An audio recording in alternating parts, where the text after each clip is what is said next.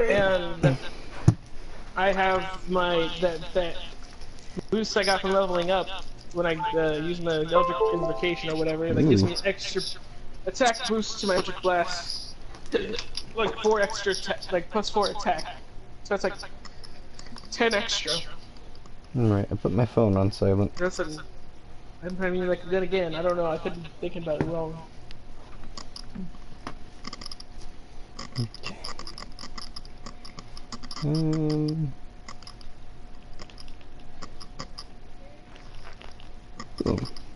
That's spell attack +4. I think that's against you beating their armor class, not the damage. Mm. So it counts for my initiative. Well, not my initiative. My basically, if I roll, you roll it and I get something lower and I do +4 on it, it can make it higher. To beat their armor. Yeah, so you have a better chance of hitting them. All right, then I do +6 damage then. Because I think it's telling you that's... Yeah, okay, you can cast no warlock spells using charisma as your spellcasting modifier, and then it tells you that that means that you get spell attack +4. So that's gonna be... So it's just telling you that that's what your charisma is giving you. +4 after my charisma is giving me. Mm-hmm. So Okay, it's just telling you basically you can use your charisma to cast your spells, and that charisma is going to give you +4 to actually hitting your enemy. Okay, so and then there's a +4. I do extra 8 damage then, because there's another full +4 from that Eldritch Invocation thing I got. Yeah. Nice. So, well, the Eldritch Invocation. Let's see.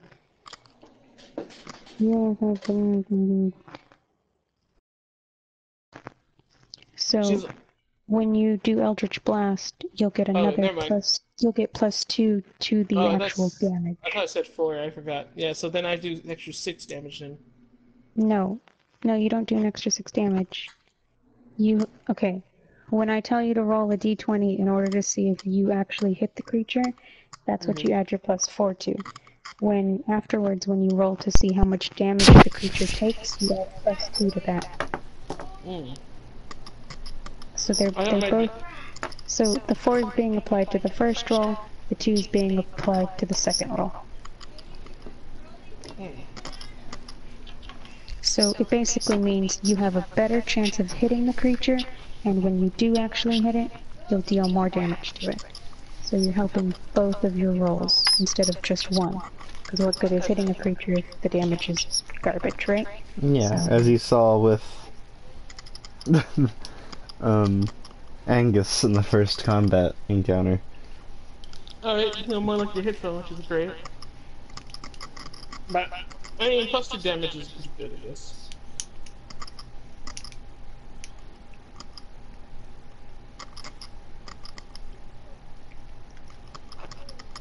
Alright. I think are we ready to get started then? Yeah, I'm ready. I even got a spare set of dice from like the old D&D game that I had. So I have, because like the pewter dice that I have are really tiny, so I feel like I can roll this bigger D20 a little better. I am so ready. Alrighty, let me just grab my pencil and eraser and all the stuff that I need to keep track of stuff. And hopefully this time I won't lose my dice a billion times like I did last time.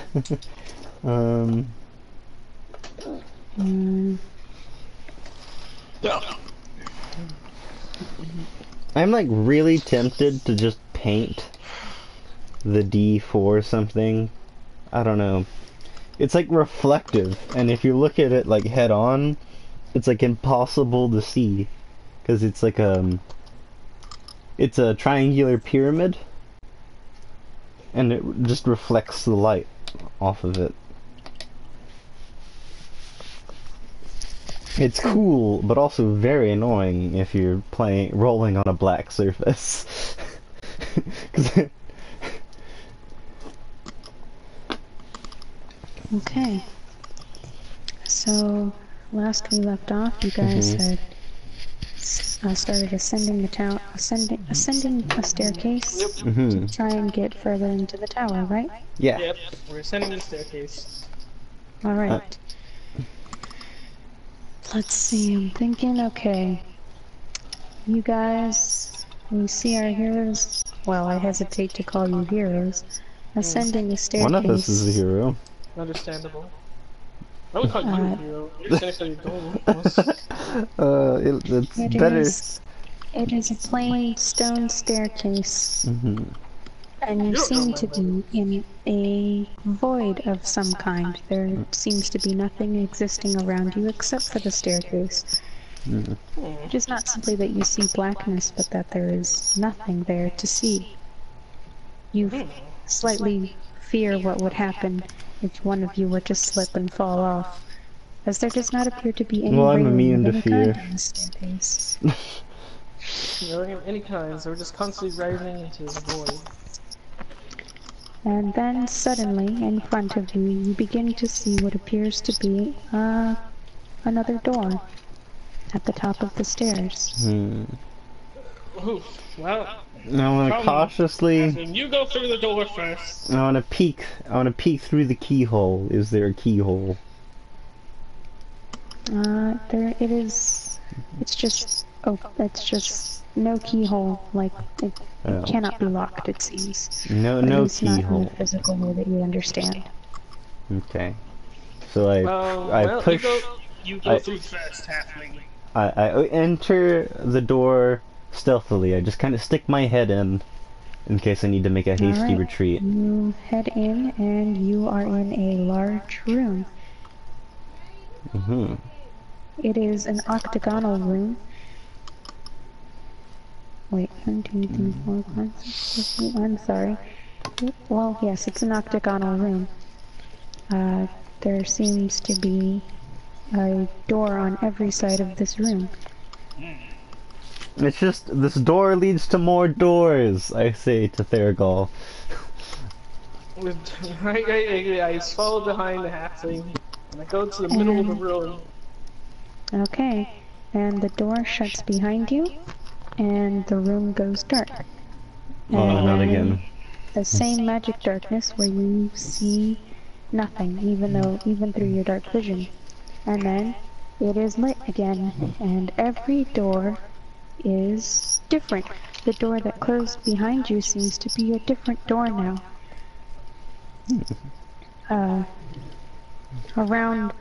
Would you like to investigate these doors? Alright. Yes. I'll I'll investigate the door in the closest. Well, I'm in the middle of the room. I just go to a random door and check it. Pick one. I turn around, I open, I don't walk through the door, I open the door that we just walked in from. You're just like not even gonna investigate the door itself, you're just gonna open it up and see what's there. Yeah. Well, it's too late now. I guess. I don't know, what does the door look like? Foolish Well, halfling, that's what why are I you was doing? telling you to investigate, wasn't I? I hear you open the door didn't behind even- us like, foolish halfling, you don't stop! I didn't even look at the door, I just immediately turn You're gonna look around at and open the Hold door. on, what are you going to do? You're gonna turn around and look at the door? Yeah, I'm gonna turn around and look at the door. You turn and look at the door, and it seems underneath the door as if the room behind it might have a light inside of it. Would you like to walk up to the door, do anything, check any of the doors, what you wanna... I wanna knock on the door. I'm sorry, what? Wait. I'm knocking on the door to see if there's anybody. This door is very, very warm to the touch. Oh. Like it burns my hand? I want to... Ooh. This is... Hmm. I want to inspect the door that outstands the most. Or stands out the most, that's what I'm gonna say. I don't know What does it what look would like? stand out the most to you. Oh, well, look. Just pick a random door and I check it. I look at it. This I check it out. Alright, you've picked You have gone to a door that appears to be covered in vines and various plants and such. Can I inspect the plants? Like, can I make anything out of it? Like, can I use like some sort of my like history or investigations or You can sage skill? investigate it if you want to. Investigate then. I shall investigate. I roll d20. I got 19. Perfect. So you look at these plants and you see that it is just simply various common vines. Nothing particularly special about them, just that they seem to be thriving on this otherwise ordinary door. Mm-hmm. Very fine door. I want. Okay, on my door, I want to crack, like, open it just a little bit to just peer what's on the other side.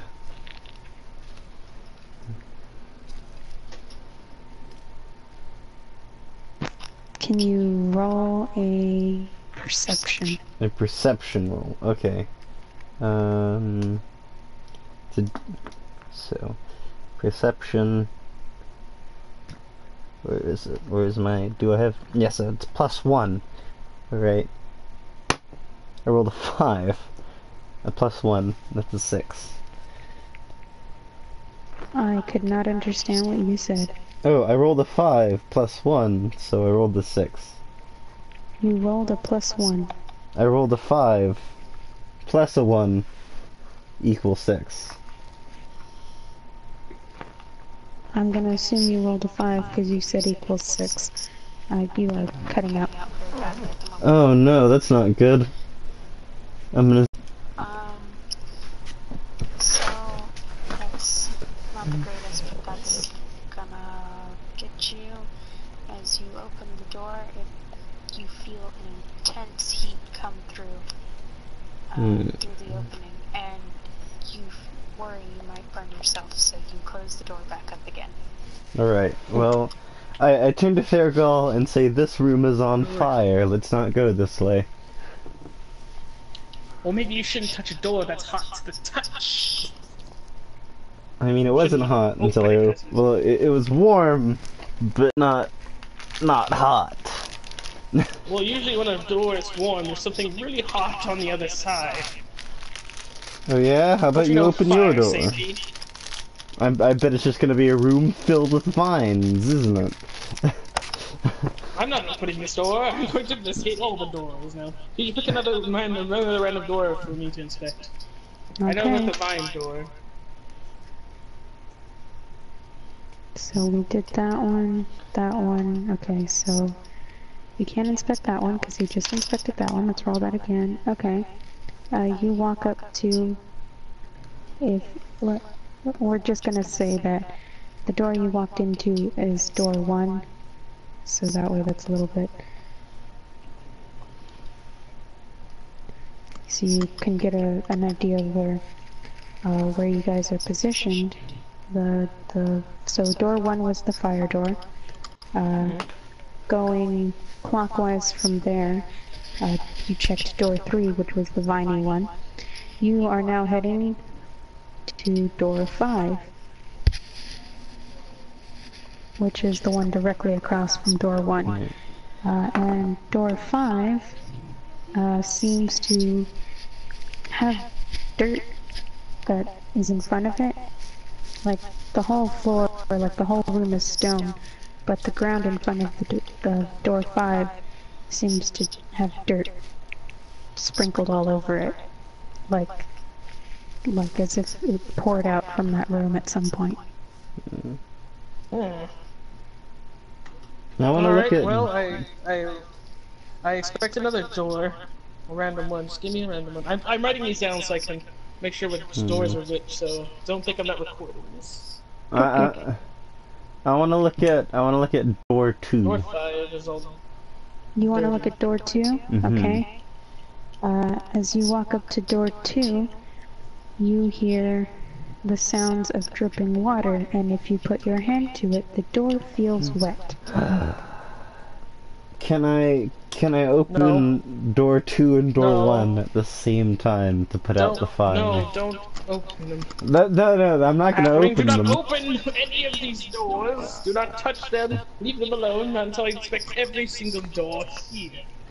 I look at Thurgal and firmly put my hand against the door too.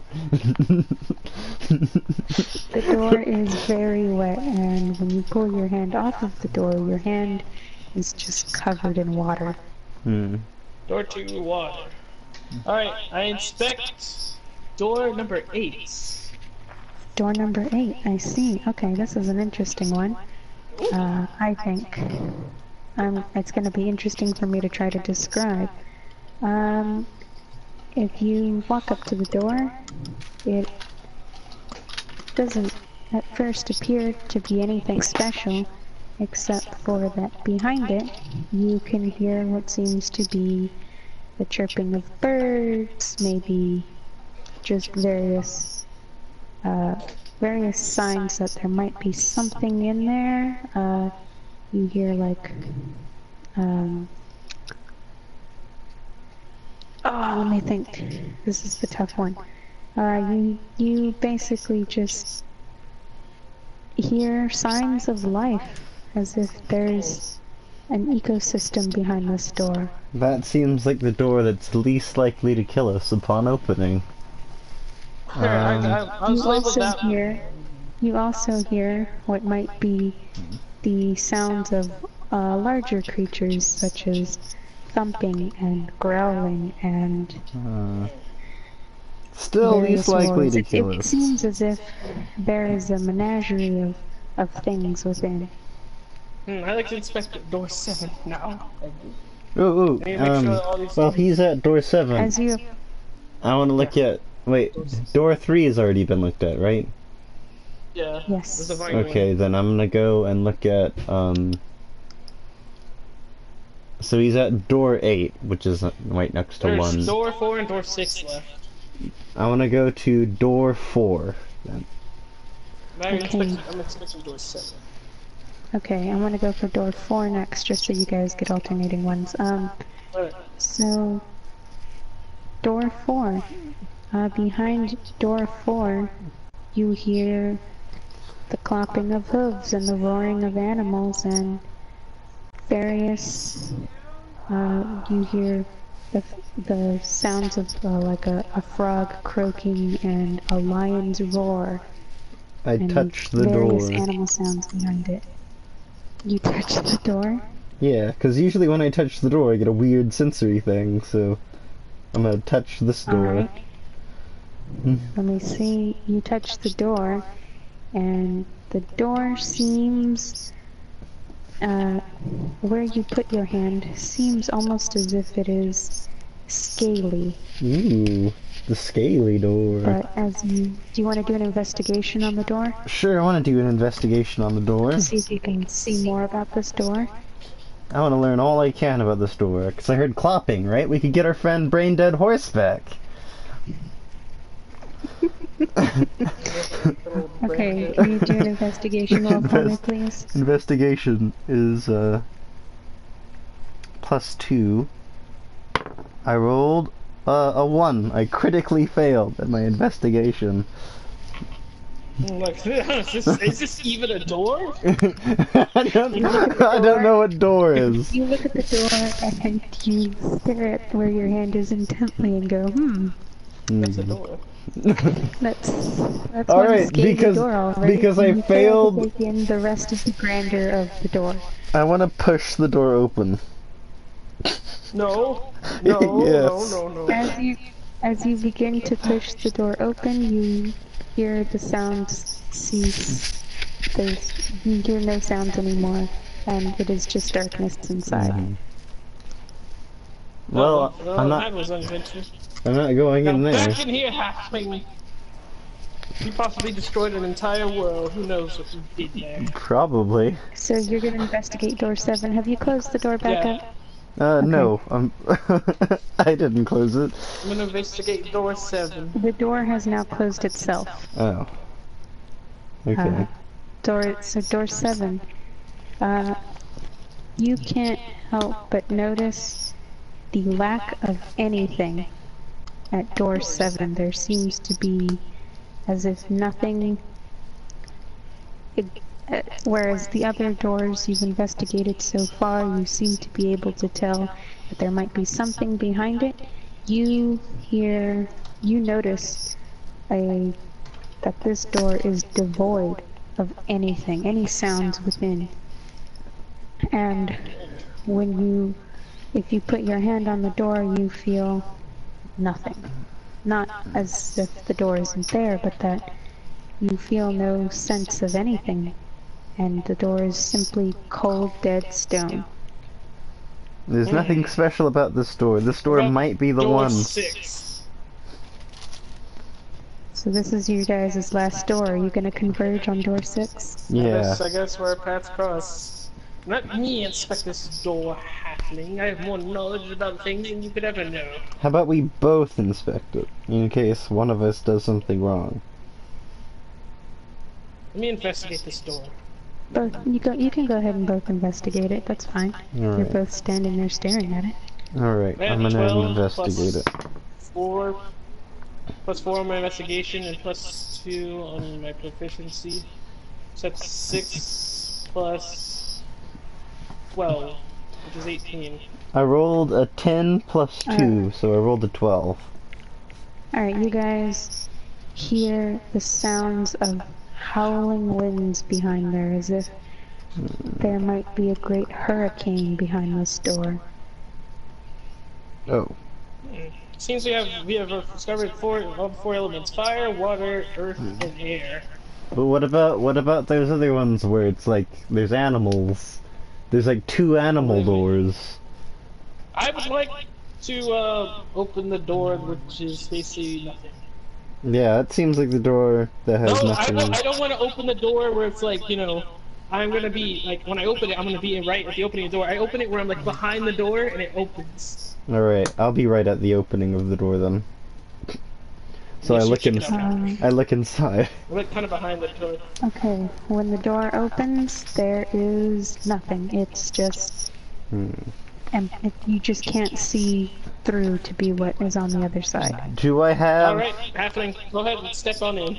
Do I have And any? as you are attempting to as you go to step through, the skull of some animal falls to the ground at your feet. Ah, I pick it up. I pick And up the skull and I was gonna throw investigate it. I was gonna Look throw at it back. I wanna No, investigate the no, skull. you can't pick it up and investigate. You're behind the door. I pick it up and throw it back. No, I'm investigating it. I'm gonna investigate the skull. No, I'm gonna pick it up and throw it It's back. like, this is a strange new place for me, and there's so many things I don't know. Like, I don't know what the heck's going on right now. This is all strange, weird Go magic ahead from and ancient investigate time. it. I got a 3, but plus 6, this is like 9. I will tell you, it is the skull of a large animal. You do not know what it is, only that it seems to have been... It looks as if a large animal capable of holding its own. Interesting. I guess I'll investigate it as well. I don't know. Oh, I want to see. Well, so just by trying to take a step, the skull came out. I got a 9 plus 2, so I got an 11 in my investigation. Okay. Investigating this, you see the same things as he does, except that you notice that this animal more than likely would have been a predator. Okay, well, we're done investigating the skull. Alright, I want to throw it back to Wait, the don't horrible you have door another- monster. I'm throwing it Throw back. it back. I'm throwing it back to the door monster. Fine. Does the room do anything? No, it's just you throw the skull into the room and it just disappears into the darkness. And that's it, it's gone. Well then, Right. I've got an idea, mate. Let's go to the other life door and, like, kind of step into I it and would see like if it to drops the pick up the skull. halfling and chuck him into the room. I'm going to do a strength resist roll. I would say that would no. I would make that a dexterity to see if you can dodge against his. Dodge. Uh, or we can have it in athletics versus an athletics. Oh, how do we do that? Oh, I see. Oh, I have -1. I don't think it's gonna end well for me. Right. +0. So. Oh, well, you're doing better than me already. Athletics versus athletics. Okay, I'm gonna roll. I rolled a 7. I got 13. Okay, I wasn't expecting it. I grabbed him. Come back. You want adventure, don't you? Don't see what's in that room. Can I kick him? I chuck him in there. Language. Sorry, that was my bad. I got 10. I wanna kick him. Okay. So you chuck him in there? Yeah, see what happens. Okay. You pick up your halfling companion, I say with air quotes, and you throw, as he struggles in your grasp, you toss him into the room, and he vanishes. You don't see him anymore. He has just gone into the darkness. You hear no sounds of him landing. It's almost as if he just disappeared into Well, I'm dead. No. I'm like, well, Don't then. declare death. Well, I probably think he's dead. Well, he's gone. Angus, where you are, it is dark. You don't see anything. But you do, except for the light of the doorway that you were just thrown to, and you see Theragal standing in the doorway, looking into the darkness, and he seems not quite concerned or worried for your well-being, but simply more that he is intrigued by the fact that he did not hear you land, or he does not just seem to disappeared. understand where you've gone. It's because of my halfling stealth. I assume. Is the animal skull anywhere near me? You don't see it at all. No. You don't see anything other than the doorway. Okay. Well, I shout. I would shout in the door. It's like, hello? Are you I in throw. there?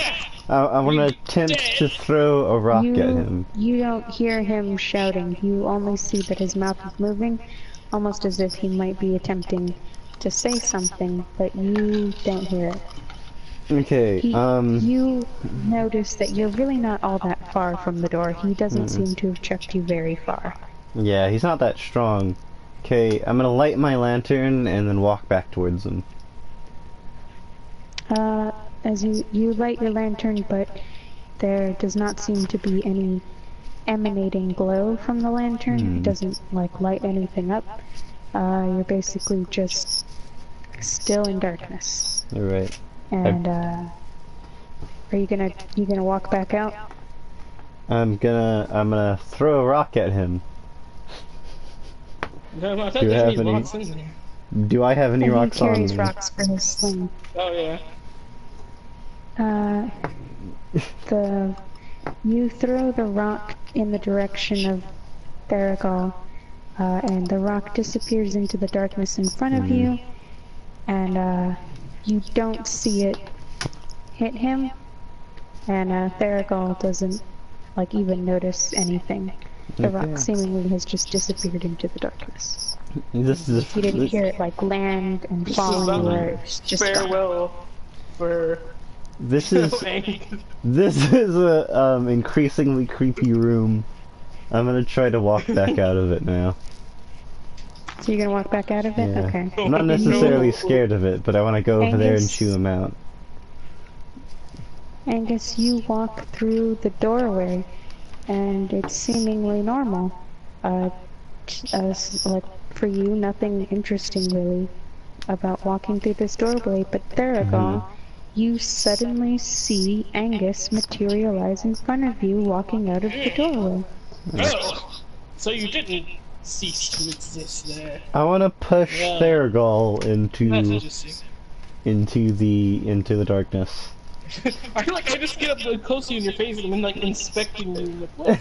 You don't seem to be damaged at all. I How did you grabbed do this? What was in that Therigal by the room? ears and I pull. Oh, better yet, I'm gonna pull both of us into the dark room. Alright, athletics check All right, then. Can I do athletics like check. this? I have to do an athletics check, see if I can avoid him. All right. Yes. I rolled. Ooh, I rolled a 4. It's And not okay, good. I rolled a 9. You rolled a 9, okay. No bigger. Minus 1, which is an 8. Okay, so Angus attempts to grab at you as you're inspecting him. But he fails to, you manage to pull away just in time as his hand reaches to grab you by the robe. And, you manage to back away from him. What did that, oh my, wait, what the heck? What did the abyss do to you? Are you some sort of thrall now? No, I want you to go in there so you can experience how dark and horrible and creepy that room is. Or better yet, if I'm noticing a pattern here, we both have to be in the room for the room to actually do anything. I got an idea, I got a better idea. How about I just summon my unseen servant to go in there, and I can communicate him through my mind. See, I can make him go deeper in there. Alright. Could've done that Alright. before you chucked me in there. Well, you're the closest one at the time, alright? Besides. I call Therigal You know, something so you rude in summon- So halfling. you're gonna summon your unseen servant? Yes. I'm very interested in Alright. this room. Alright, the unseen servant stands in front of you and he's like, what do you wish me to do? Unseen servant, I wish you to walk into that room and keep going as far as you can and report back to me through my mind anything you find of interest. And as he's standing in front of you, you don't really take it, you've never taken it, let's just say you've always taken for granted how, you feel the presence of your unseen servant, when he is summoned. Even when he is far away from you, you feel his presence in your mind, but you've never really thought about this before. And as the unseen servant walks through the doorway, all of a sudden, his presence in your mind is gone, and it feels as if he no longer exists, almost as if he has been unsummoned, although you did not unsummon him. And as you call out to him through your mind, you get no reply. No, it looks Well, like your then, let's- unseen servant is dead. And you wasted your spell! Perhaps- That's right. I think the only thing that's going to happen is if we both get in there. So once again, I'm gonna grab Therigal by the robe and try to, like, force him into the thing. I'm gonna I'll be march us. ready for you this time. I'm gonna Why are march you us guys both. so obsessed with this specific door? Because it's just so much nothing. Why? It's the only door And why that did a doesn't skull have. come out of it? That's the real question. It's It's the- just still nothing. Where the heck did this skull come It's from? the only door that doesn't have a menagerie of horrible things behind it. It's the one that's least insignificant. It's least likely to kill us. That's what's going through Angus' mind. So I'm gonna march both of us through this door, and it's gonna transport us to some strange dimension, and we're gonna love it and hate it at the same time. So that's my plan. So I'm gonna roll my strength against Therigal's.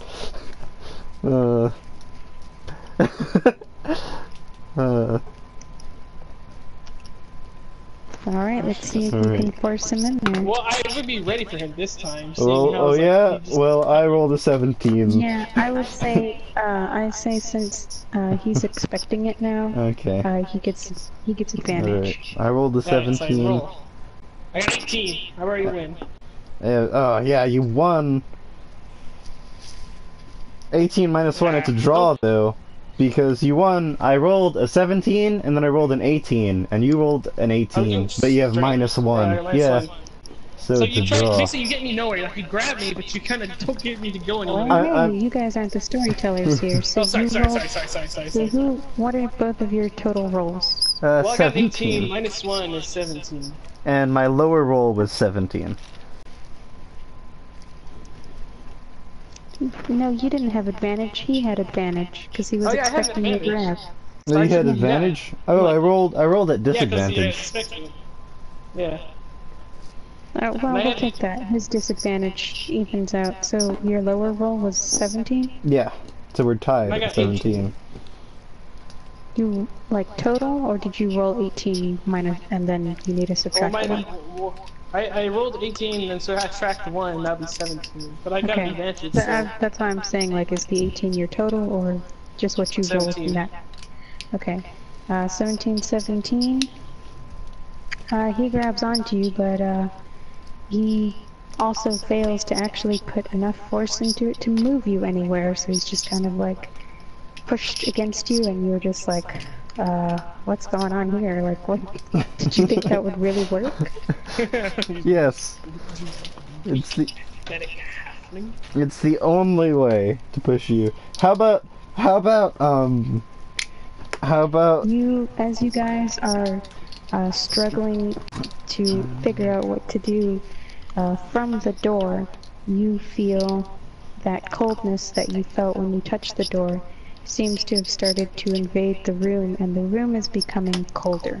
look Oh see dear, I think we left this door open for too long. we're I going closed the door. we're going to die, Theragal. It's too late. No, I closed the door immediately. And just like that, the coldness seems to have dissipated back to behind this door. Alright. That room was clearly didn't want to stay in its own personal room. I'm going to persuade Theragal. I'm pulling out all the tricks. I'm going to You really wanted to leave me persuade in that room. Theragal that if we don't go into any of the, we both need to go into these rooms.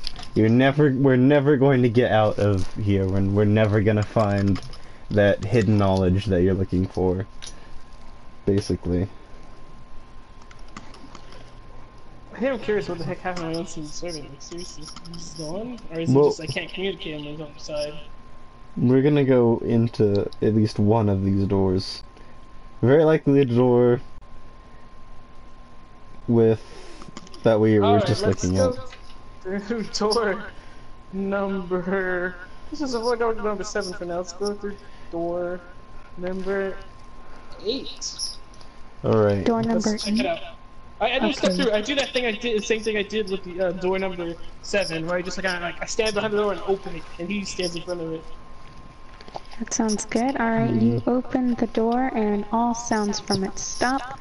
When the door opens, it looks exactly the same as door number 7 did, except that a feather and a leaf fall from the top of the door.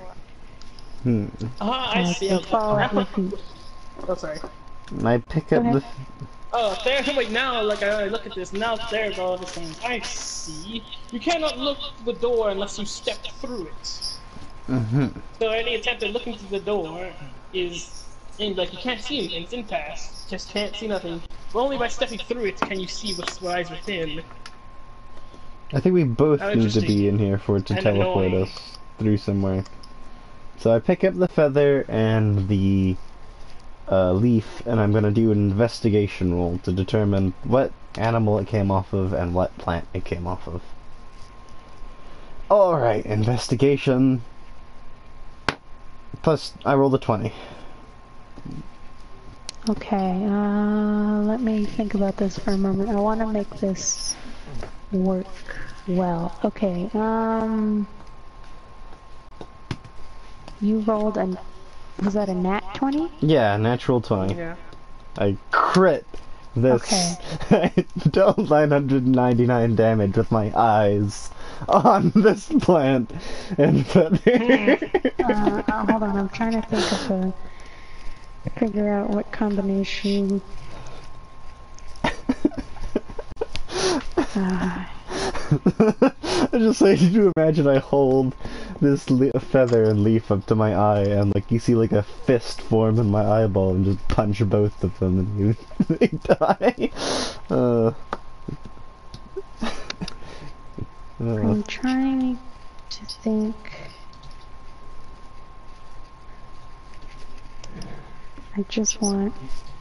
I want this to be. Oh, what a one guy. Sorry.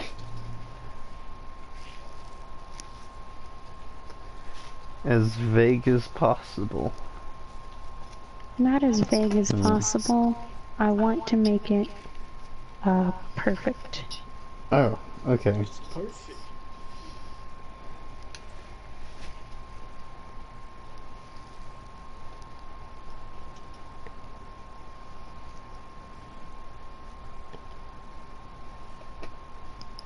Mm, mm, mm.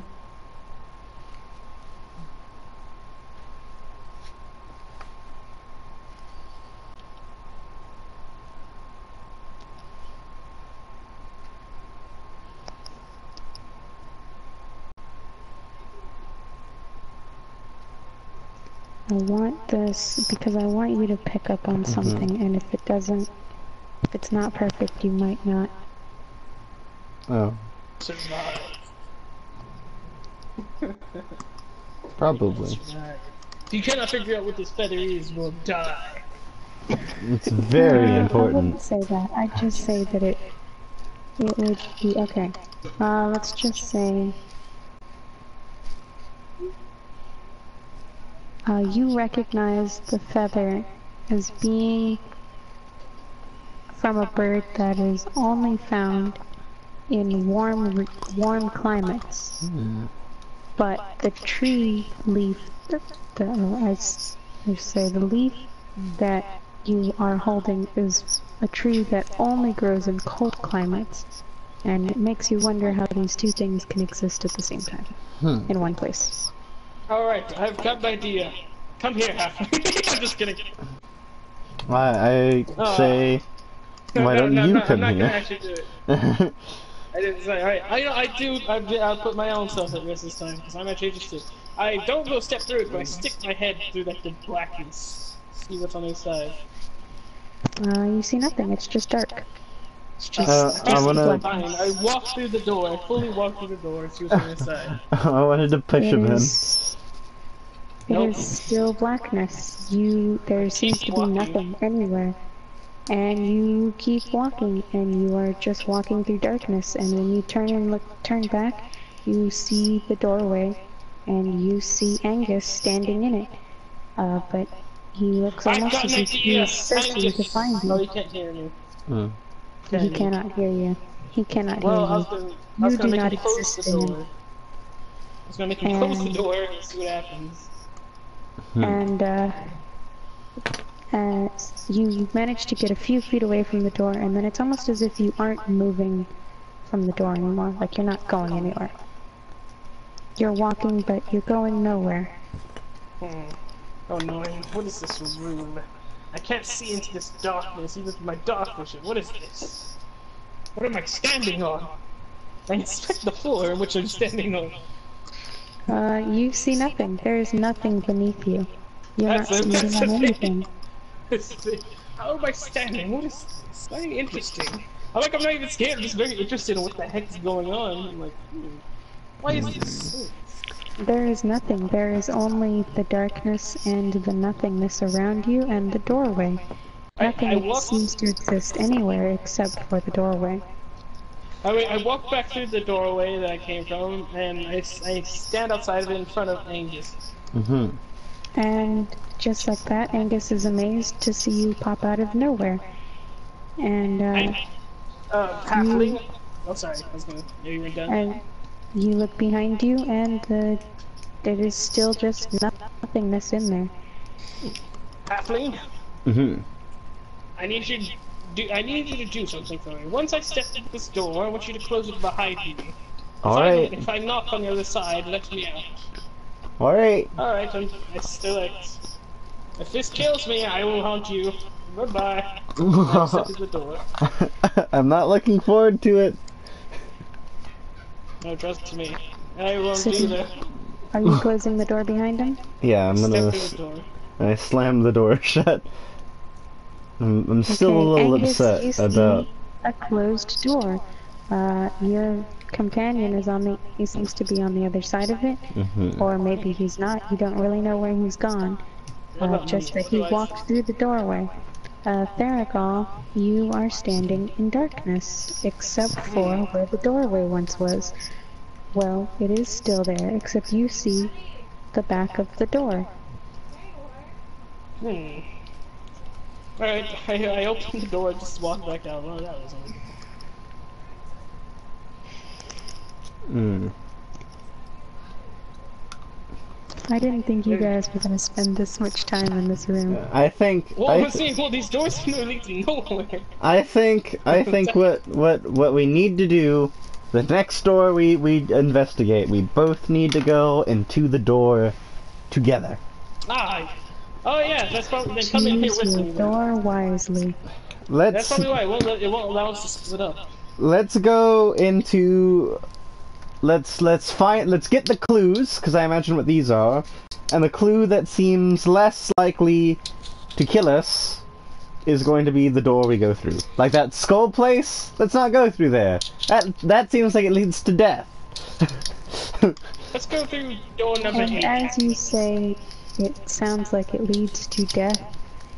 A symbol on that door appears, and it is a skull and crossbones. Well then.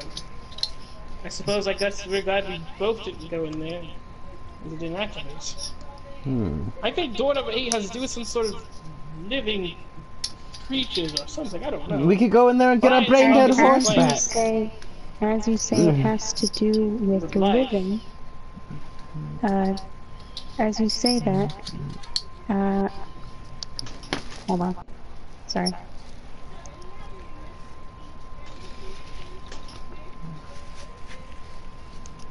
And as you say, that it seems to be living, a symbol appears on the door.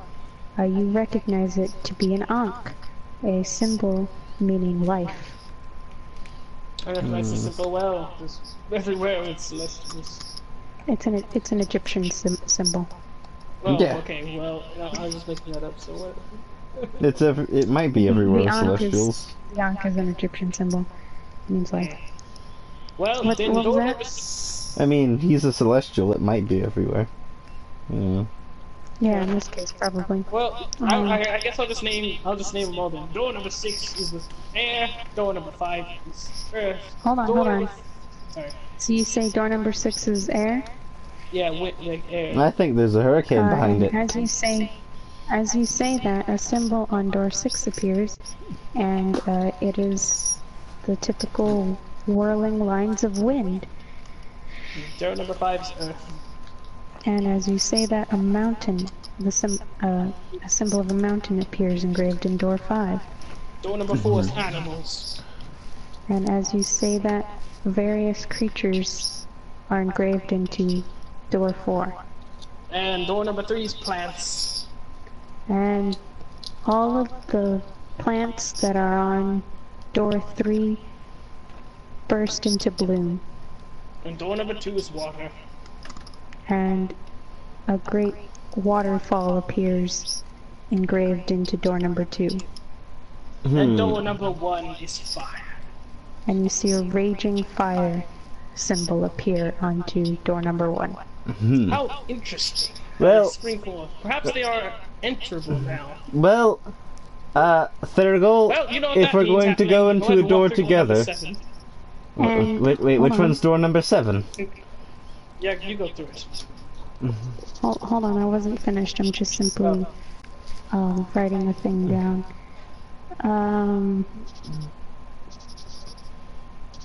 It's just I want that to be that.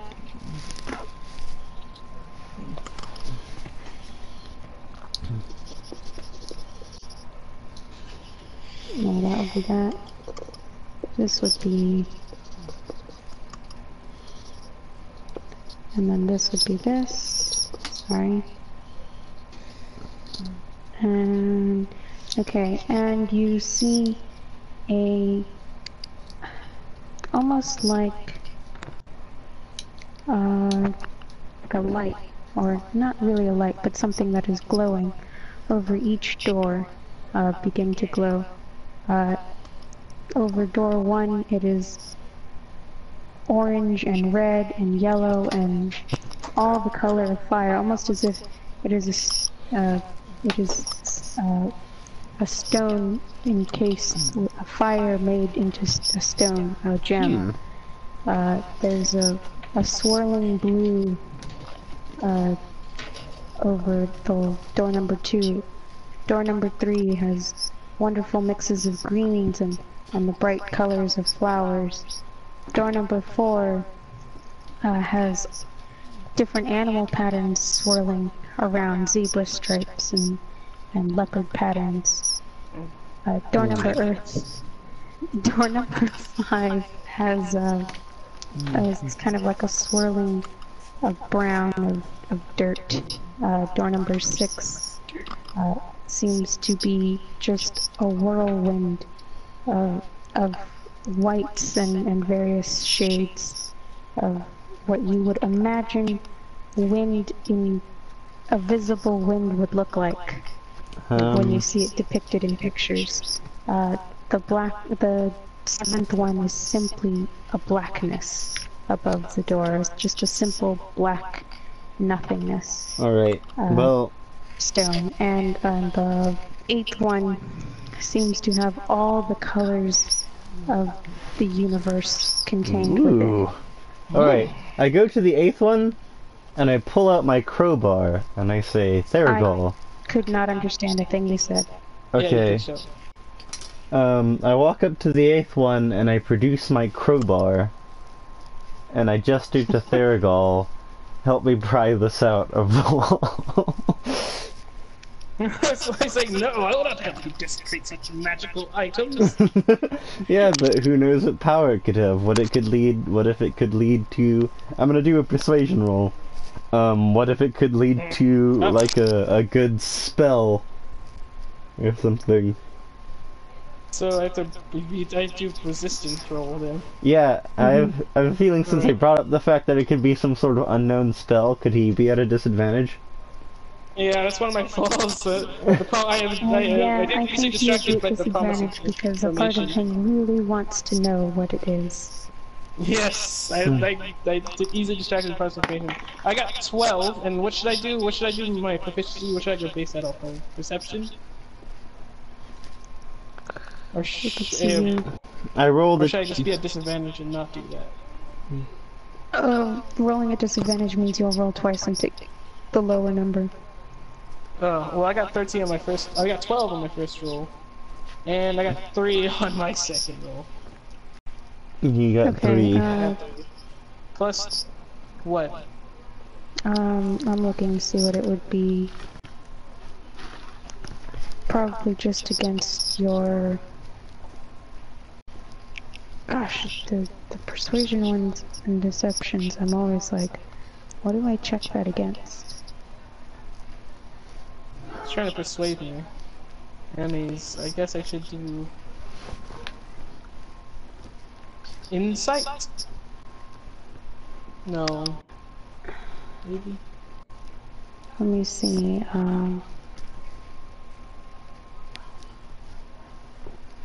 Should do I think it's like perception.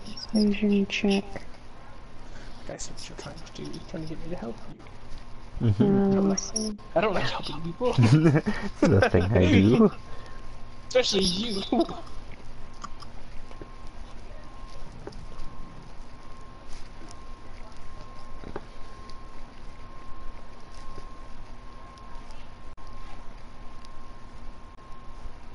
I'm trying to see what it is checked against.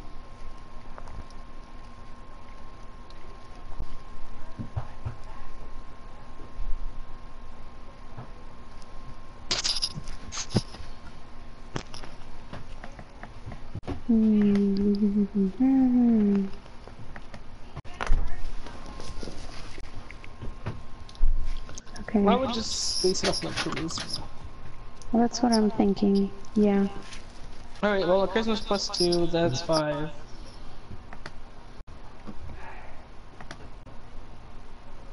What about you, Hanks? I rolled a 10, plus my persuasion is plus 3.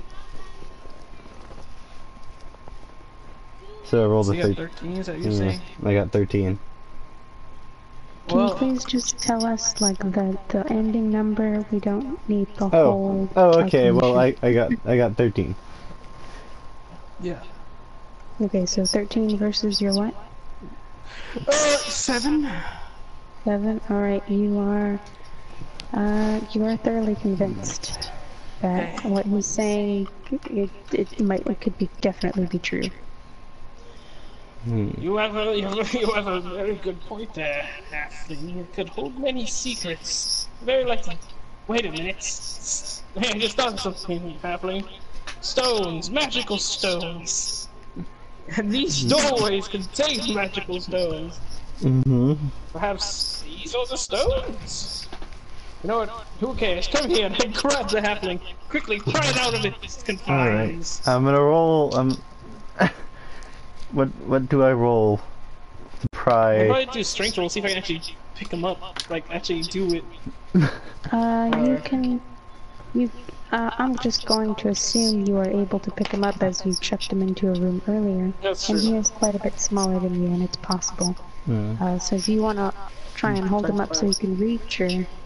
Yeah, try to pry it off. Alright, so this would be... Angus would be contesting strength against this stone. Alright. I'm gonna roll my strength, which is +0. I rolled a 16.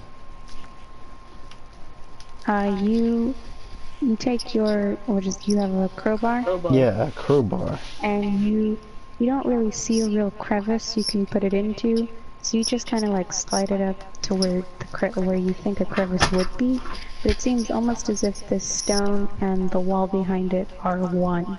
And you shove your crowbar where you imagine a space must exist, and you try with all of your might, but you can't seem to get the crowbar to get any kind of grip on this stone. It seems there is nowhere for the crowbar to actually pry from. I rub my chin, and I look through my burglary bag, my burglar's bag, see what else I have other than a crowbar. Hurry, halfling, I cannot hold you for much longer I like have. this. I don't wanna. Oof. Okay. Well, I look at him, and I shrug. Say, well, can't do it. Alright, no, useless halfling, I toss him behind me. And he tumbles to the floor, but he's pretty dexterous, so he picks himself up pretty well.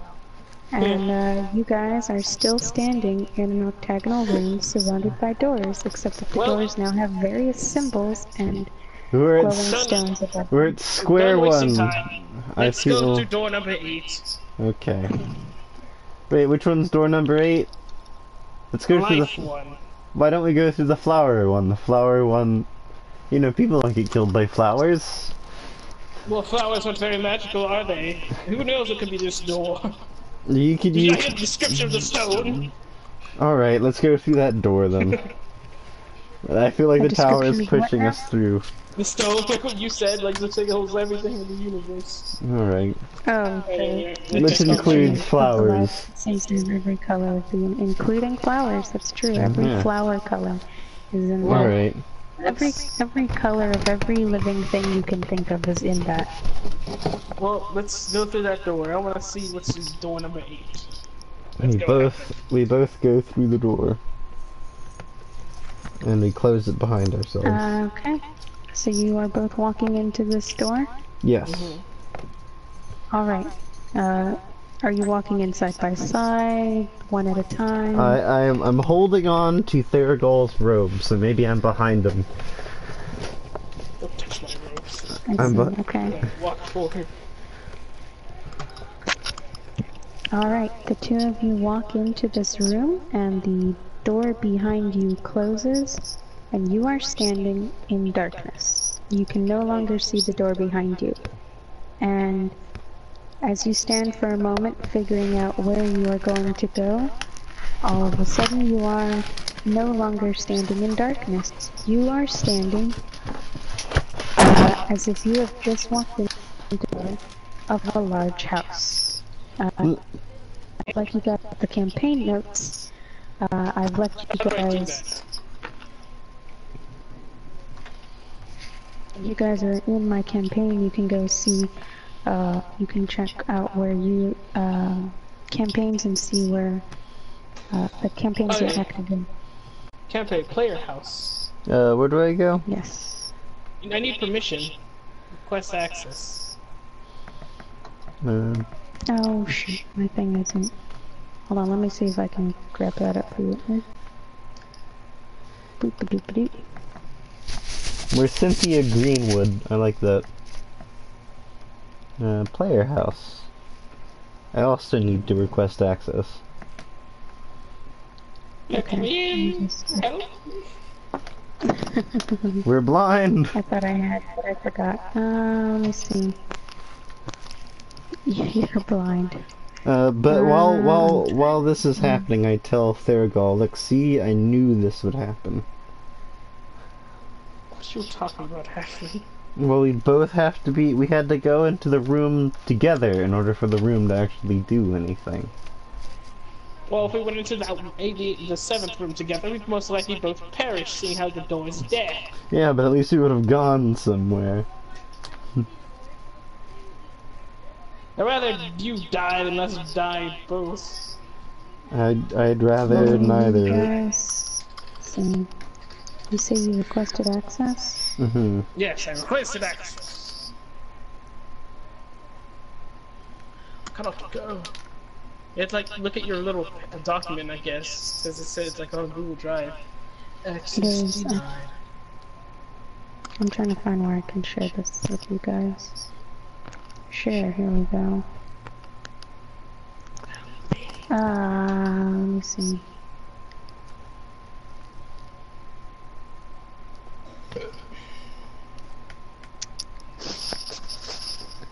Yeah, I didn't get, let me see.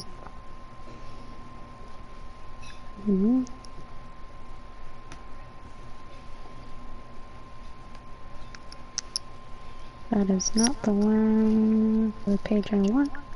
I'm grabbing it. I'm gonna give you guys a fresh link that you guys can access this through. How do you do that?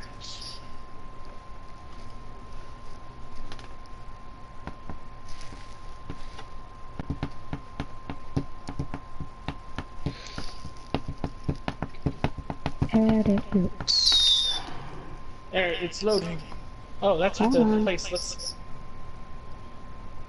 What? Oh, you guys can see it? Yeah, I got it. It's a map. How do you do that? I just pressed the link again. It's a different one now. Okay. I hadn't even changed the thing.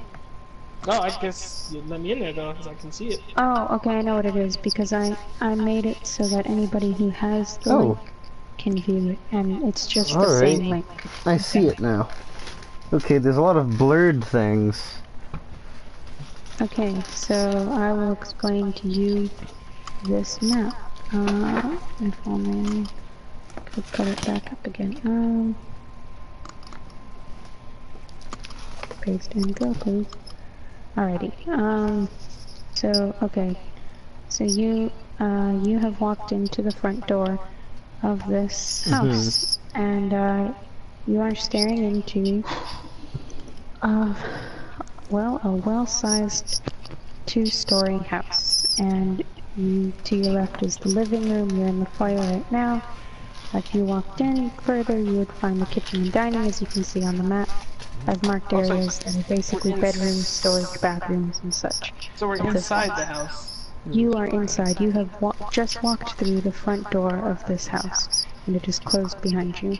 The house is furnished with the basic necessities. So there's like a couch in the living room, and a recliner maybe, and This is a very modern if you search house. through the house, you'll find that the bedrooms have basic beds inside of them, and each bedroom has a bed, a chest, and a wardrobe for you to store your things. And in the kitchen, on the counter, there is a note that says, "Welcome to your new home." New home? Was someone expecting us? The tower prepared this for us? I think so, because, well, when you got thrown out, the tower communicated to me. Yes, as it did I. Wanted me to apologize to it. So I think maybe, between our adventures in the Infinity Tower, this is where we go and, I guess, chill out, put our things down. So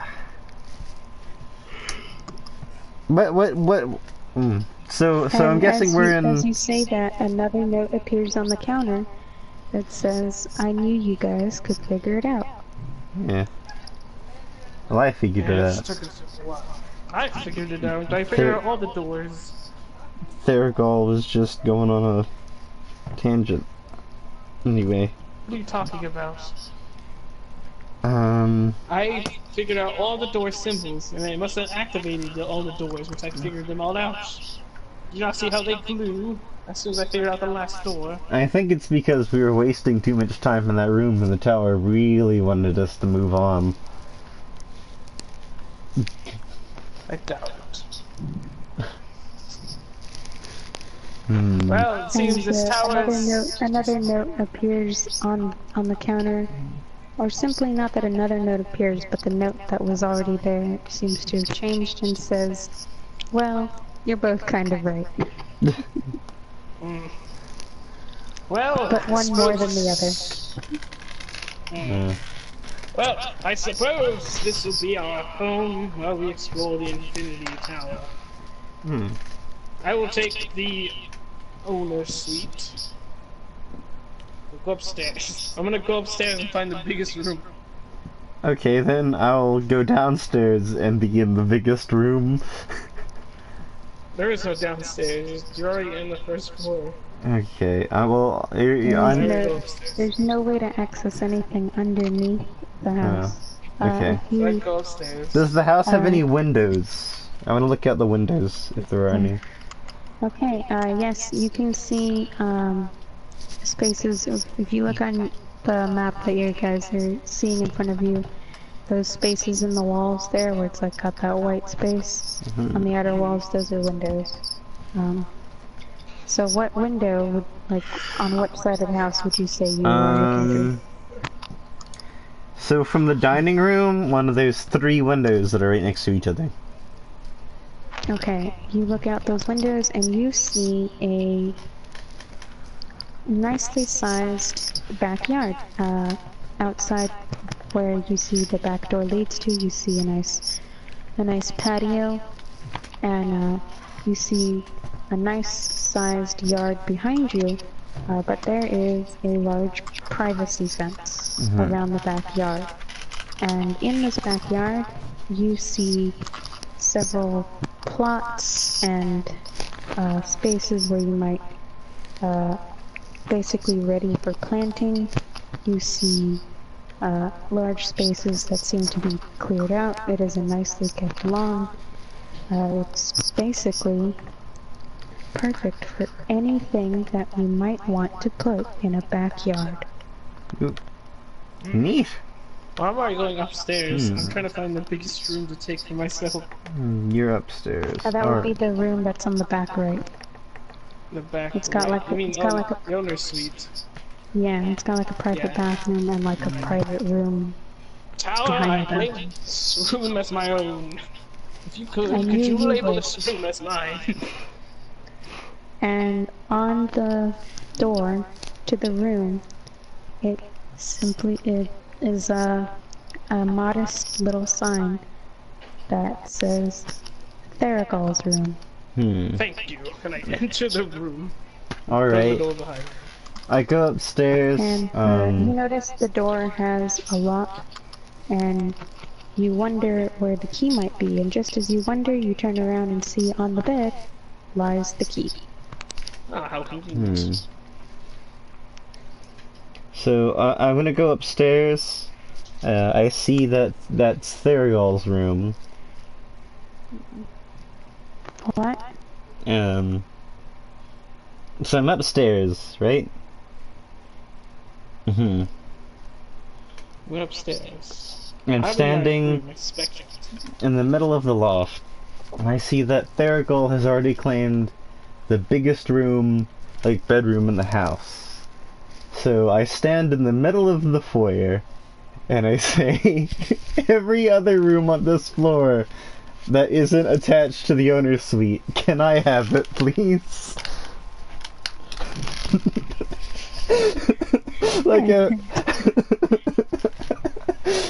And you you notice that every door, the door to every bedroom other than the owner's suite now has a modest plaque on it that says Angus's room. Angus's room. Alright. So, Yeah, no space. I have my own suite. It comes with its own bathroom. comes with his own bathroom. Well, I have my Yes. own... I also have my own bathroom and three rooms and a utility closet and all sorts of things. It's great. Well, I have no No, need no, for all that space. you only laid claim I to only the laid- bedrooms. It only put It, plaques on the it bedrooms. only put plaques on the bedrooms. Oh, I said every other room that isn't attached to the owner's suite. That's what it gave you. Oh, it gave me the bedrooms. Alright. Except for the bathroom. You also got the bathroom. I got the bathroom. You know what? Okay. It's been a long day, a long journey. Theriol wants to go into his bathroom and take a nice long bath. Shower. Relax. Okay. In the bathroom you find fine soaps and such, but they are fine soaps more like they would have been considered fine soaps in a long past age. It's It's a good thing. So it looks like a modern house, that you're saying. With a modern amenities. Yes, Well, but But the soaps some look of the like stuff blocks of is- animal fat. but Basically. some things in it are pretty are still seem to be pretty ancient. Okay. So some of it is modern, and some of it seems to be ancient. I And go. the walls of this house, by the way, are all just a plain beige. Plain beige. I go into the bathroom and I investigate the bathroom as well. You just find basically the same thing that Razo found or that Theriol found in his bathroom. Alright. I Hang up my clothes, I lock the door, and I take a nice, good bath. I Relax. hold up, I reach into my bag, and I hold up my modern piece of soap that I got from that nobleman's house a long time ago, and I say, excuse me, Tower, I don't mean to be a bother, but this is what soap looks like in my modern age. If you'd like, you could have it. And I'm sorry, I cannot understand what you are saying. You are cutting out so I'm bad cutting at the out moment. so badly. I don't know what to do about that. There's so many people using the internet at my place. How about I call you on Hangouts, and you can have that audio. I mean, there's no way I'm going to be able to record that audio, but Yeah, but like it's so you can at least hear me, I guess. okay. But I'm going to have a terrible echo. Yeah, you're gonna have a terrible echo. Never mind. I don't know. I could mute my phone, and so you can't hear you. But then nobody will hear you, is the thing. Ah, that is true. But we are having this conversation, so you can hear me just enough. That's I mean, true. you'll be alright. The thing It's will just glitch like- out every now and Alright. then. Yeah, it's Okay. like things are going fine, you sound great, and then all of Okay. a sudden, nobody can understand. You just hear like vowel sounds and You'll just have various to repeat consonants. yourself. Alright, that's fine. I can deal with that. Okay. So I hold up my modern piece of fine soap that I have acquired from that rich dude's bathroom, and I say, "Tower, I don't mean you have very lovely soap, but your soap selection is like several thousand years old. I want to show you this modern piece of soap. It's more thorough with cleaning, so to speak. Could you stock my bathroom with soap similar to this?" And on the mirror to the bathroom fogs up, and written in the fog of the mirror, it says, "Can you place it on the counter?" I place it on the counter. And the soap is seemingly absorbed into the counter, Hmm. and there's just nothing for a moment, and then all of the soap in the bathroom and in all of the bathrooms disappears and is suddenly replaced with several versions of the soap you have presented to the tower. And in the mirror now it says, "Thank you for the information." You're And now I just all suddenly of your see a soap is soap change in my hand, like disappears, and then another one appears where the other soap was. I'm like, what? Yeah. You're trying to play some tricks on me, Tower. I'm trying to take a bath. in the fog of your mirror it says, "Sorry, I was given a new directive on what soap was." Soap was so. Was it that halfling? You get There, soap. I didn't know he stole soap. I was like, where the heck did he get the soap? You get soap. I got soap the tower from. just, and on in the window you just, or on the window, on the mirror you just see like a shrugging, little, like a stick person who's shrugging. I get soap from most of my adventures. Okay, so I want to go into the trophy, like, I want to explore the rest of the rooms. So what are in the other... Okay, so the trophy room, if you want to check out the trophy room, you see that the trophy room is pretty empty, but there's several display cases of various sizes, tall ones, small, short ones, long ones. There's empty, like things on the wall where you might hang something, where you might put something up. It's basically the skeleton of a trophy room, but there are no trophies inside of it yet. No trophies. Alright, Well, I don't know how much time has passed. How much time has passed since I took my bath? You've been in the bath for a good, like 20 minutes now, because while Angus is exploring the house, all the closets and things are empty, but they seem to have plenty of space for anything that you might wish to put inside of it. what about... All the furnishings are basic furnishings, nothing too lavish. It just seems to be as if like a basic description of what a bed is, or a basic description of what a couch is, and like an almost not quite modern or updated, but it's just like a mediocre representation of it. Alright, I go into the kitchen and I look for food. In the food, you find that it is fully stocked with vegetables and fruits and, basic types of foods that you might find. Nothing too exquisite, like there doesn't seem to be any meats or anything of the like. There's some basic spices like salt and peppers, but nothing particularly interesting. Just some basic, except for maybe for you there's potatoes. potatoes. Yes, I fall in love Well, with these potatoes. No, I'm going to basically take potatoes and some of the vegetables, and I want to prepare like another ration, or a few rations for myself and Therigal. So I say I make 3 rations. 1 ration for myself, and then 2 rations for Therigal, because I already have a ration on me.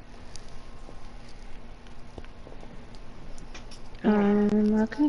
And Alright, then you guys can add those rations to your inventory.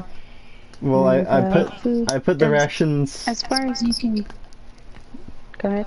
I put the rations on the table, and I leave a nice little note on the ration that says, "Never say I didn't do anything nice for you." uh, You notice that the kitchen does not seem to have magically restocked itself as far as you can tell. It seems everything you took is now gone. right. Potatoes didn't suddenly spout out of nowhere to replace the ones you took. I put some celery in my bag of devouring. feed the bag. Fed the bag, yes.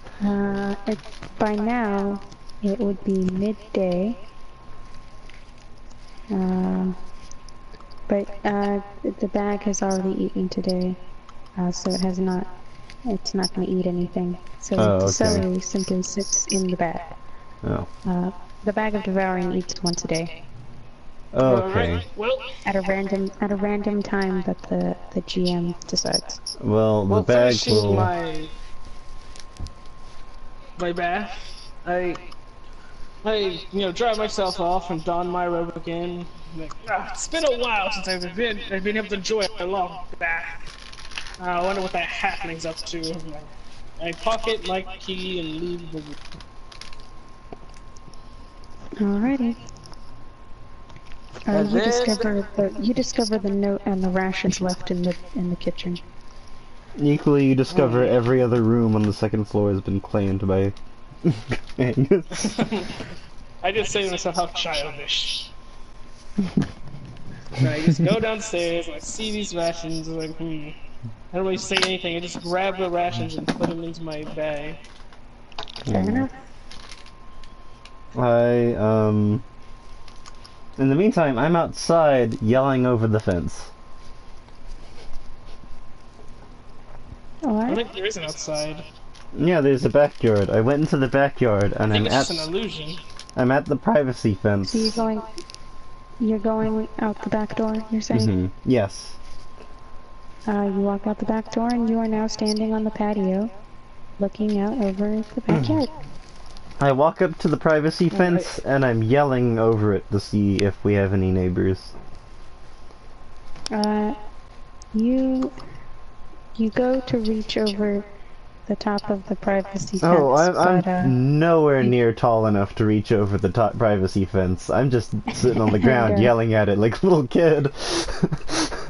You do not seem to be able to reach the top of the privacy fence, and as you're looking up at it, you think about how tall it is, and you think about how tall your companion is, and you come to a realization that even your companion is not tall enough to reach over the privacy fence. You have the rope of climbing. Oh yeah, I want to use my rope of climbing to see if I could climb the privacy fence. You want to take a look at the description of that rope of climbing? So you can use it appropriately. Rope.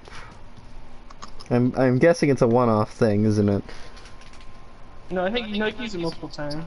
I read This 60-foot length of silk rope weighs 3 pounds and can hold up to 3,000 pounds. If you hold one end of the rope and use the action to speak the command word, the rope animates. As a bonus action, you can command the other end to move toward the destination you choose. The end moves 10 feet on your turn. When you command it, and 10 feet each of your turns until reaching the destination up to its maximum length away. Or you can tell it to stop. You can also tell the rope to fasten itself securely to an object or unfasten itself, to knot or unknot itself, or coil itself for carrying. If you tell the rope to knot, large knots will appear at 1 foot intervals along the rope. While knotted, the rope shortens to a 50-foot length and grants an advantage checks made to climb it. The rope has AC 20, Armor class 20. armor class So 20. basically anything that attacks the rope has to beat 20 to succeed hitting it. It's one tough rope. Armor class 20 and 20 hit points. You gain 1 hit point at the end of every 5 minutes, as long as it has at least 1 hit point. If the rope drops to 0 hit points, it is destroyed.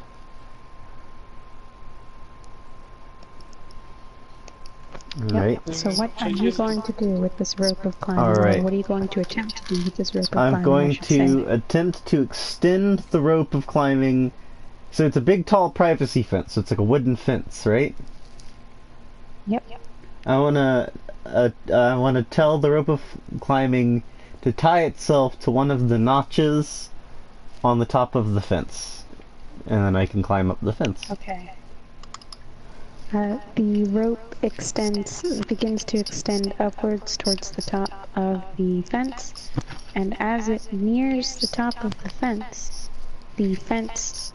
seems to be taller than it was before.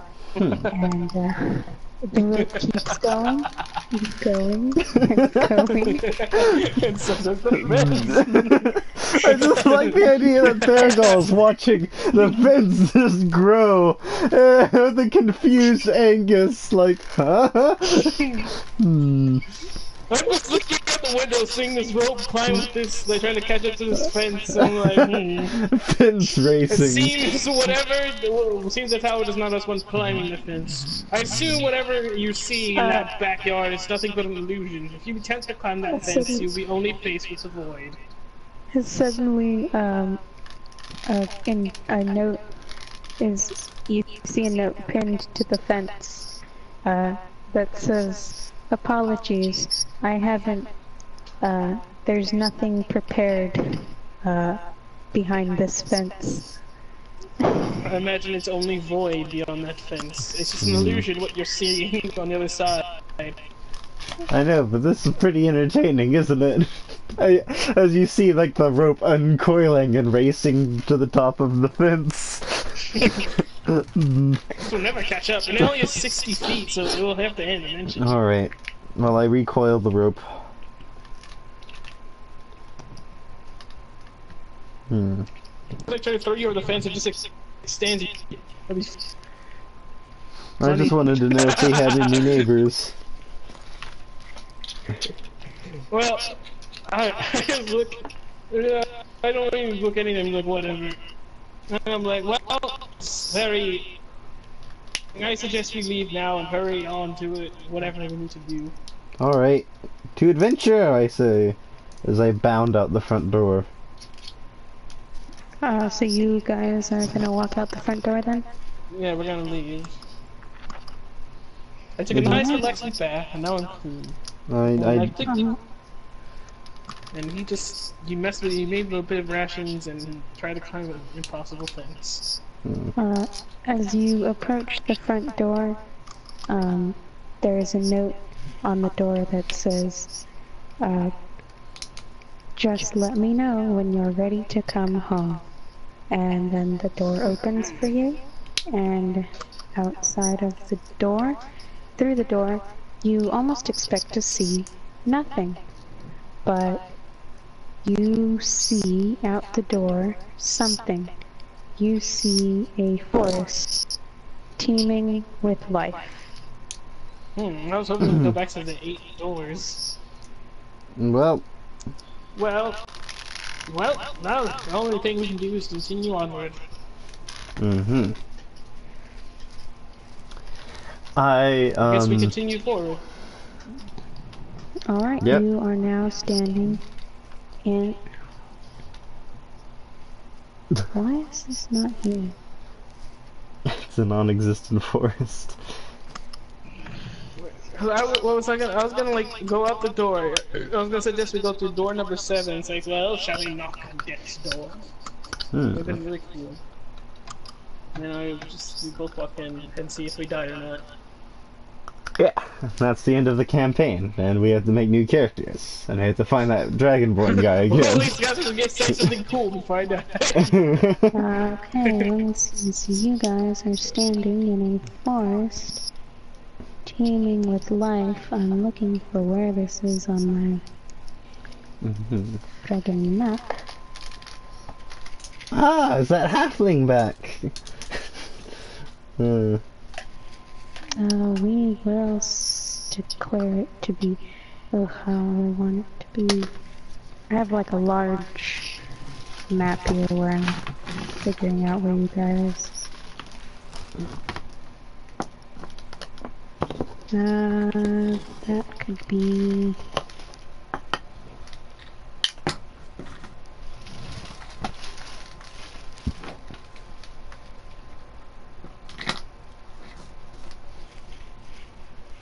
That sounds awful.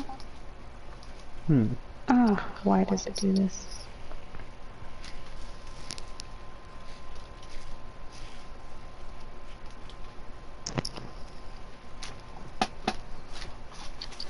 Okay, I'm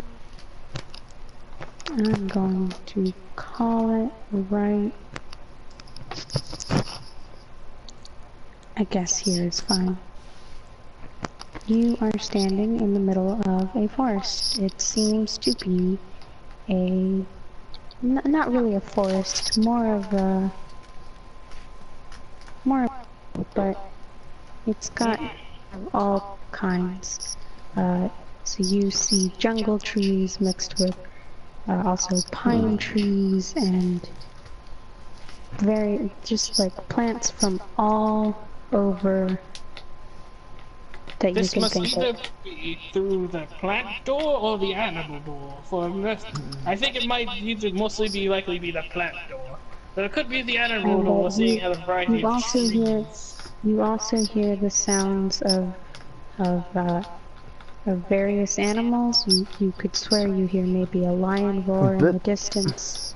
You hear chirping birds. Didn't we go through the life door? That would include plants all and around animals.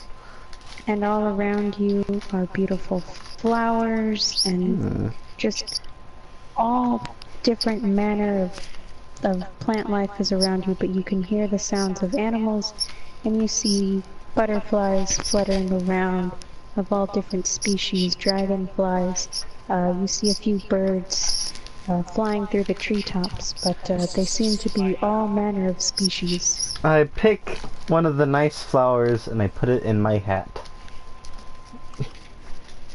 Oh yes, you have its You top pick up. hat. Yeah. What kind of flower are you looking for here? Which one is the most leprechaun-y? I guess. You pick up a four-leaf clover. I pick and up a pop it into your four-leaf hat. clover. I add it to me Lucky Charms. I actually have in my other possessions it just says me Lucky Charms in it.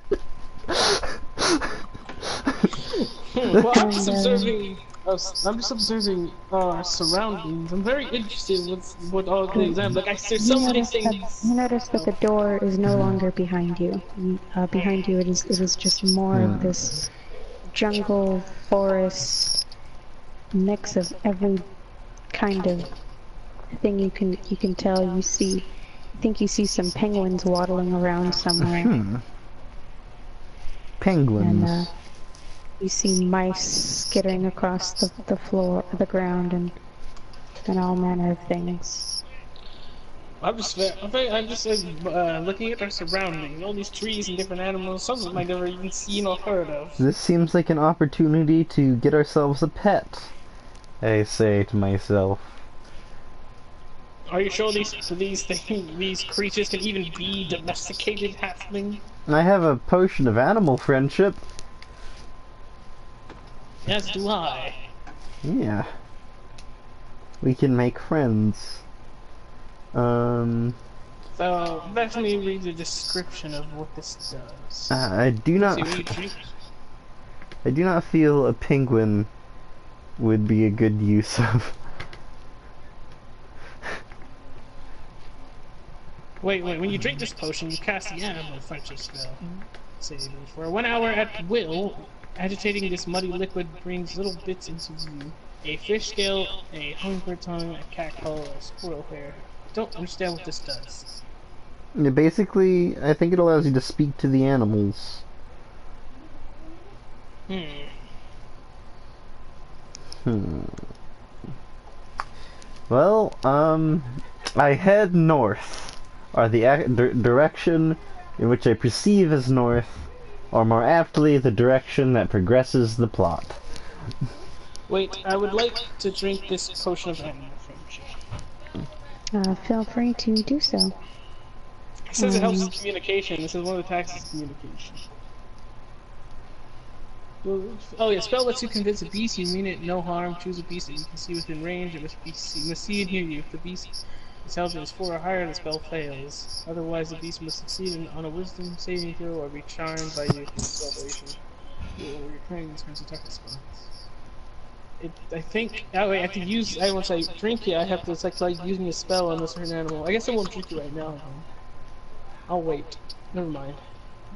I'm trying to find where on D&D Beyond I can look at. Potion of animal friendship. No, creatures. Not monsters, but Creatures. like what creatures are available to.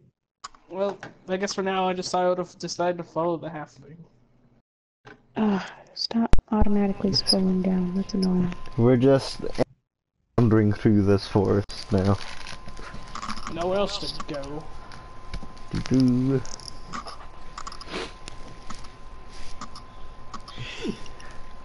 I'm sorry. I'm trying to find what I'm looking for here. And It's alright. annoying to not be able to get a list of basically.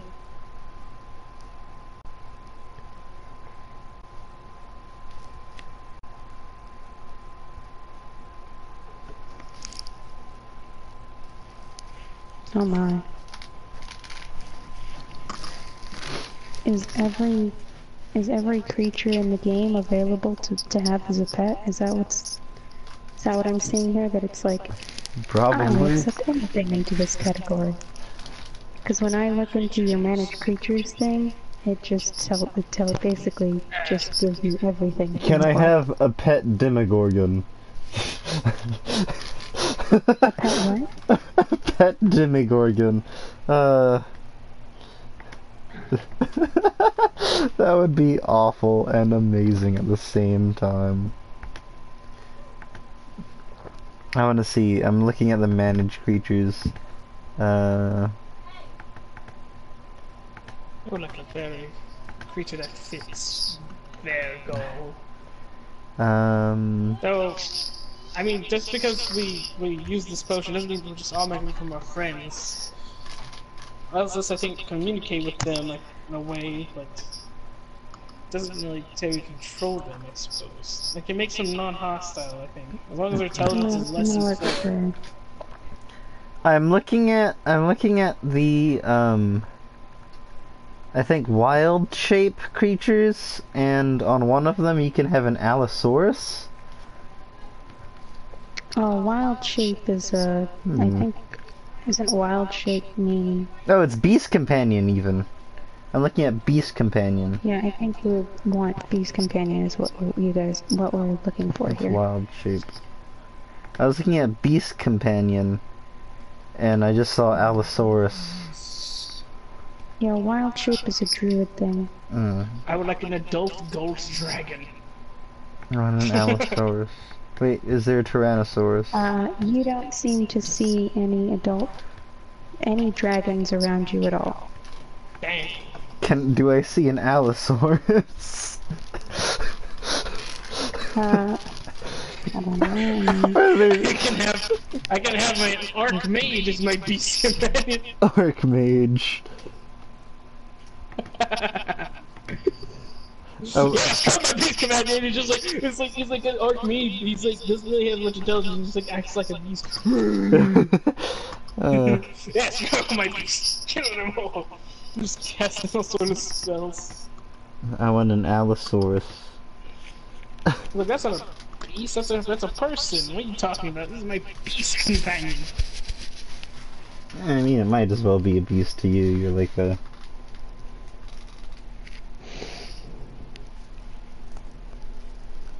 demi-immortal.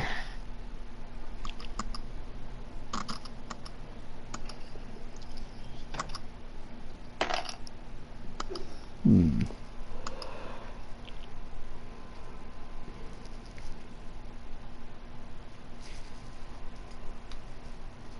I'm looking at the dragons, and they have alignments too. The Oh black no. dragon is chaotic evil. You see It's no dragons around you. it's No Grimbo. dragons. Ooh, I'm just looking at them. You, well, I closed the thing. I No, it didn't want to do it from here, but that's fine. I like to imagine that you see this little leprechaun. He's just sitting there, and he just shouts out, Reverse and elemental. you just hear thumping, and you see an Allosaurus bounding up the hill. Leprechauns riding dinosaurs. You heard it here first, folks. And, as you guys are basically standing around in the middle of this place, you're not quite sure what to describe it. It's not quite a jungle, not quite a forest, but it's teeming with every life, almost every life imaginable that you can think of. You don't see any dragons, I'm sorry. Oh, do I see any dinosaurs? But most types of animals you see running around. You see, ambling up to you, a black bear. Hmm. I want to drink the potion, and further, so I can communicate this black bear. Or whatever this potion does. I'm still a little confused. You drink this potion, you can cast the animal's friendship spell, and that spell does. Oh, the spell lets you convince a beast that you mean it no harm. Choose a beast that you can see and hear. Intelligence is 4 or higher. The spell fails. It will succeed on a Wisdom saving throw, or be charmed by you for the spell's duration. If you are one of your companions, the spell ends. Duration lasts 24 hours. So when I drink this, it kind of casts that spell. Alright. I cast it at the bear. Alright, you are casting it at the bear. Yeah, when I drink this potion. Okay, let me take a look at... what does it say if it's what? If the beast has intelligence 4 or higher, the spell fails. Otherwise, The spell succeeds. if the beast must. Otherwise, the beast must succeed on a Wisdom saving throw or be charmed by you for the spell's duration. So you need to do a Wisdom saving throw. Okay, but what does it have to contest against? What is its... It just says, I guess my charm. Be charmed by you for spell's duration. So I guess it would be my charisma, I suppose. Okay, let me see. I wish it would let me, like, click on this phone to see information about it so I could...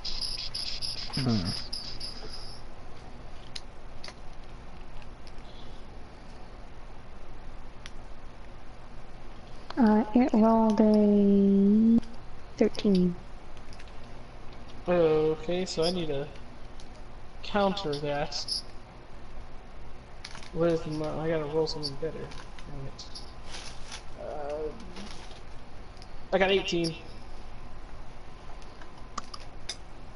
Hold on, I'm trying to see this thing.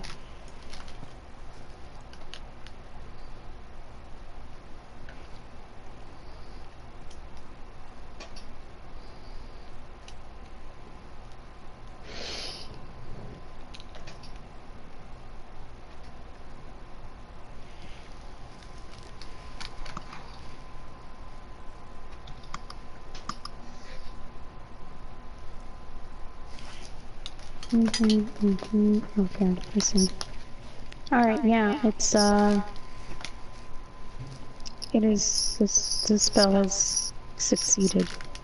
It is charmed by you. Well, so I guess I would test it out. Come to me, Black Bear. Come. Um, the black bear doesn't really understand what you're saying because it does not speak common. I talked to the It bear. doesn't speak anything but roars at all. I talked to the bear in, Aha! Wait, I've got an idea. Wait a minute. I have a spell called Comprehend Language. For the duration, you understand the literal meaning of any spoken language that you hear. You also, well, I don't know. Actually, I don't think that works for beasts. I talked to the bear in first in halfling and then second in goblin. It has no seeming reaction of understanding anything you're saying. Well, it's not gonna try and kill us, so I'm just gonna move on. I can't communicate with it. It doesn't want to kill us, so I just move on past It just kind of ambles on up to you and starts sniffing you. I give the bear a hesitant pat on its head. Yes, hello. And I'm the one who casts that spell.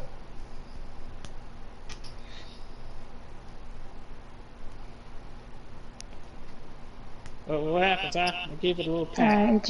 It kind of just seems to not dislike the pat.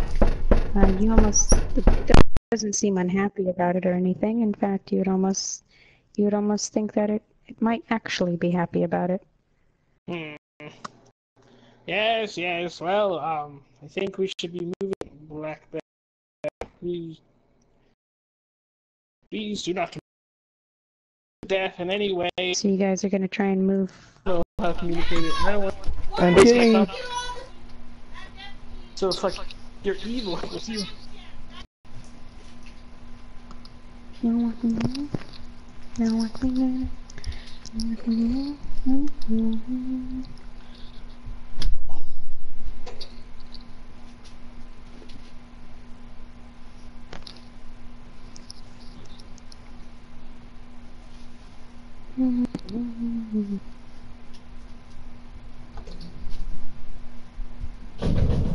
Get led to you.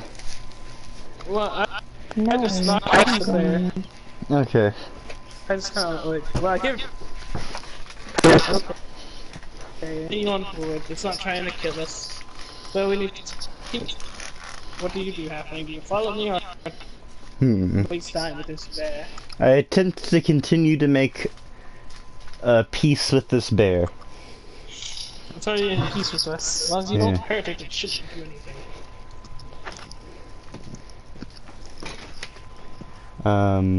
Further interact with the bear. So what do? I give it a like not like not like a whole ration, but like a piece of my ration.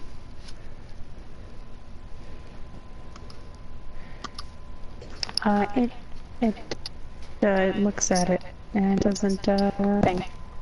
It doesn't do anything. It doesn't want to eat it. Okay. I'm gonna do something really dangerous. I'm going to attempt to mount the bear. And hop on top of it. Well, I'm already walking away. I don't know what you're doing. I'm just kind of like starting to slowly walk away. And To me and the so bear. you're gonna try and hop on top of this bear. Yeah, I wanna hop on top of this bear. That's turns and sees that the Aragol had moved on, and he just The bear's. I turn around like, where are you, Halfling? And I just like, and I see on top of the bear as it slowly shambles toward me. It's like, are you riding that beast? Yes and no. I am riding it, but I'm not telling it where to go. And where is it going? I think it's following. me. and the bear walks right up to you and just standing in front of you now. Hmm. Seems this creature's taken sort of a liking to me. Well, it's not trying to kill me. So I get a little pat on the head, like, yes, yes, they do like me. Alright, I'm going to continue on forward. And he continues to follow you. Let's Hmm. see. I don't know where I'm going. We're in some sort of forest. I'm just continuing forward. Now I have a bear with a halfling on top of me following me. Yep. Well, continue on our Um, adventures. We head deeper into the forest and hoping you're finding something. I talk to the bear. I tell the bear that Therigal is basically a big stink. He's a stick in the mud. I the bear. The bear has stopped. no reaction at all. The bear I just stopped and doesn't looked back care. at you, and I kind of I glare at you. It's like, you know that the beast cannot understand you. Yes. If it cannot understand me, and it definitely won't understand you. That's true. But you understood me, and you recognized that I said this, and that's all that matters. I just turn around and continue on forward. Well, I'm working home. we're in the And you Infinity just Tower. continue walking forward, and the bear continues following. Come on. Do the thing I'm telling you to do, thingamabob. Thingamabob. Okay, guess I can't do that. Let's see. No, don't want that. What about...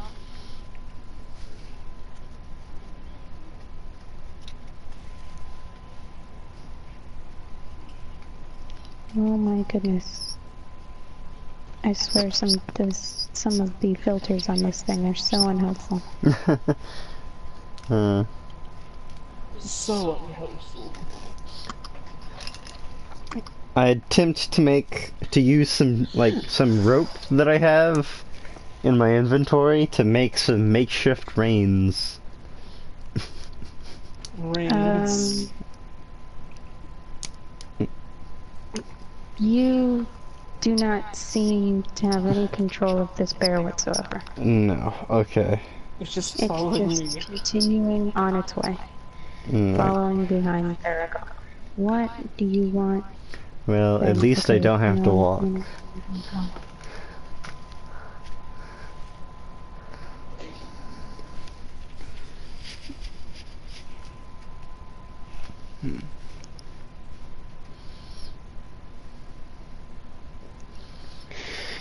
I thought I had this thing open and it just wasn't open anymore. Here we go. We're gonna go for this, and we'll save that. And let's do that.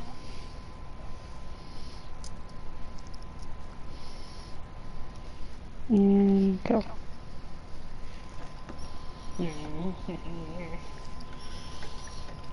Walking through this forest. As we step on something. I mean, Sorry, Jinx. it's alright. You... Okay, let me see.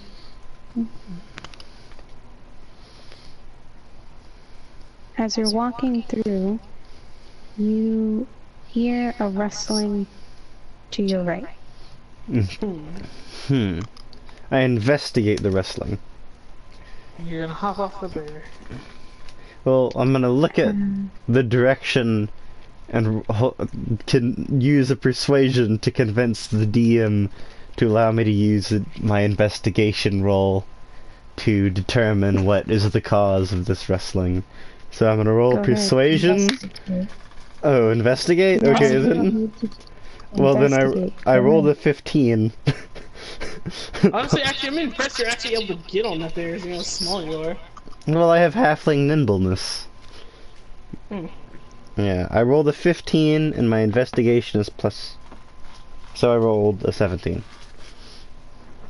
Alrighty, you see more of what you've just been seeing throughout this forest, or this land, as you've been going. There are various, trees, moving in the wind, animals of various types, just kind of roaming around.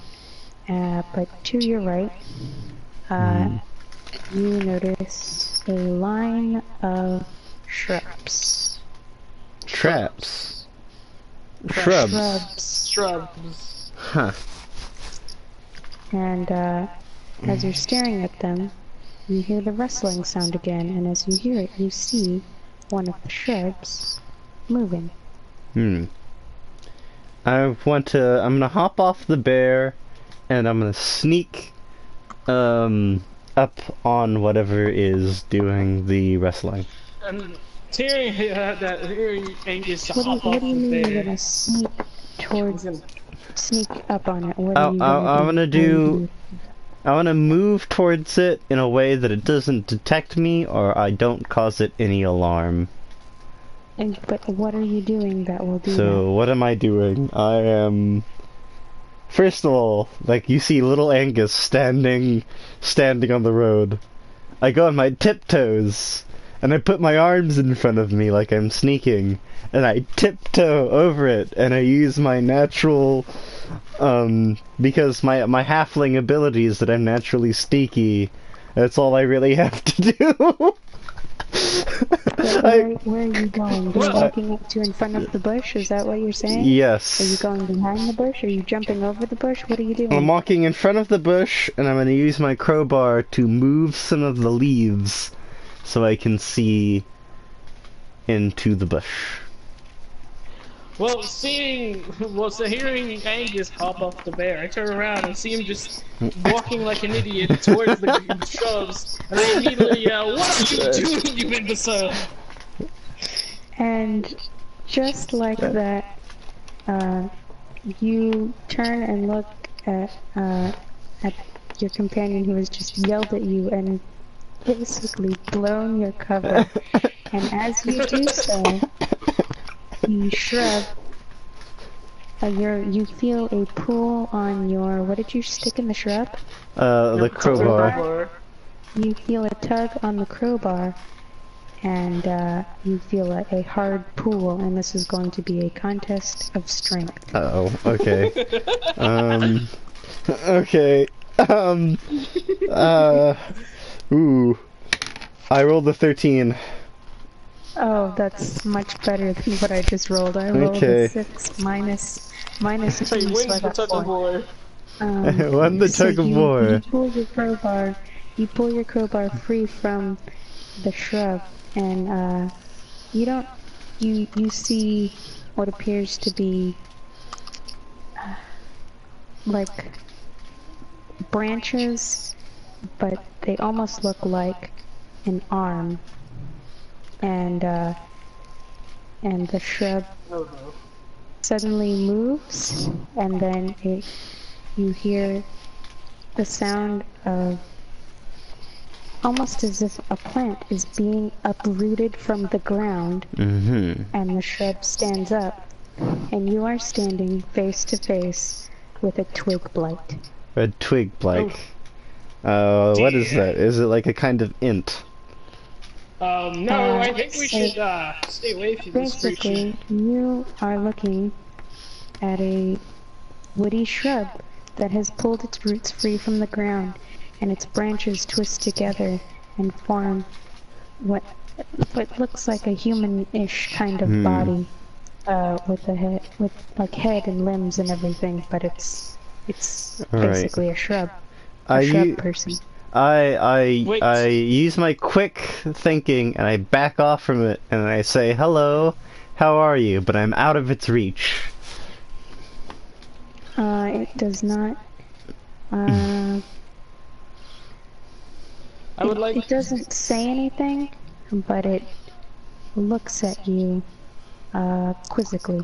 Can I try to Hi. recall all information I know on wood blights? My name is I would like Angus. to. I repeat And this several times in different languages that I know.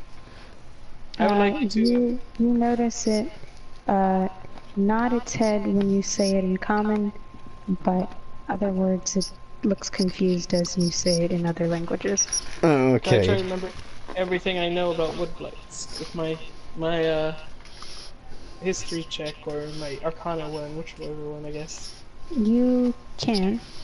All right, then I shall. Give me a moment.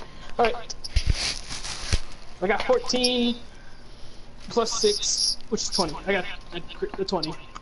No, you don't. You only crit when you roll a natural 20. Oh yeah, I didn't You crit, got but I got 20. Okay, so What do I know about wood blights? you know that twig blights are just small shrub people. You know that they are vulnerable to fire and that they are particularly skilled in stealth. Oh, alright. Someone as stealthy as Are I they am. hostile? You know that it is considered neutral evil. Neutral evil, you say? Oh, it's just as you are. Okay, right. But I don't know this. I approach behind Angus and I say, "Hello, we are passing through these woods trying to find certain stones." It seems to just blink at you. It has a look of understanding. You can tell it understands what you've said, but it doesn't know what you're talking about. Alright. Can it? So I'm going to say, can you tell us, what exactly is this, room, so to speak, of that we are in? It not only, shakes its head no, but it seems to get a very confused look when you say the word room.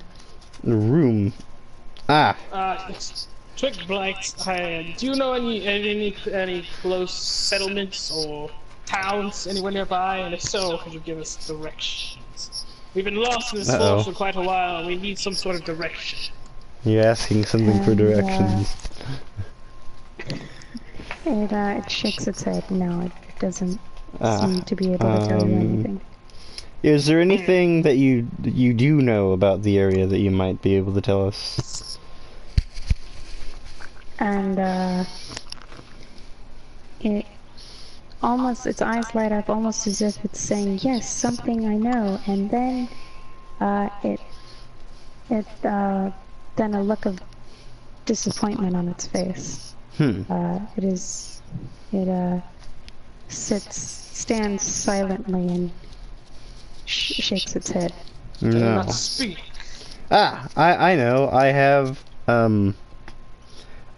I give it the crowbar, and I ask if it can draw or write or make any signs in the ground.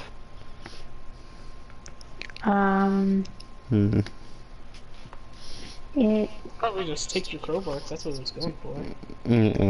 It holds your crowbar in its hands and looks at it for a moment.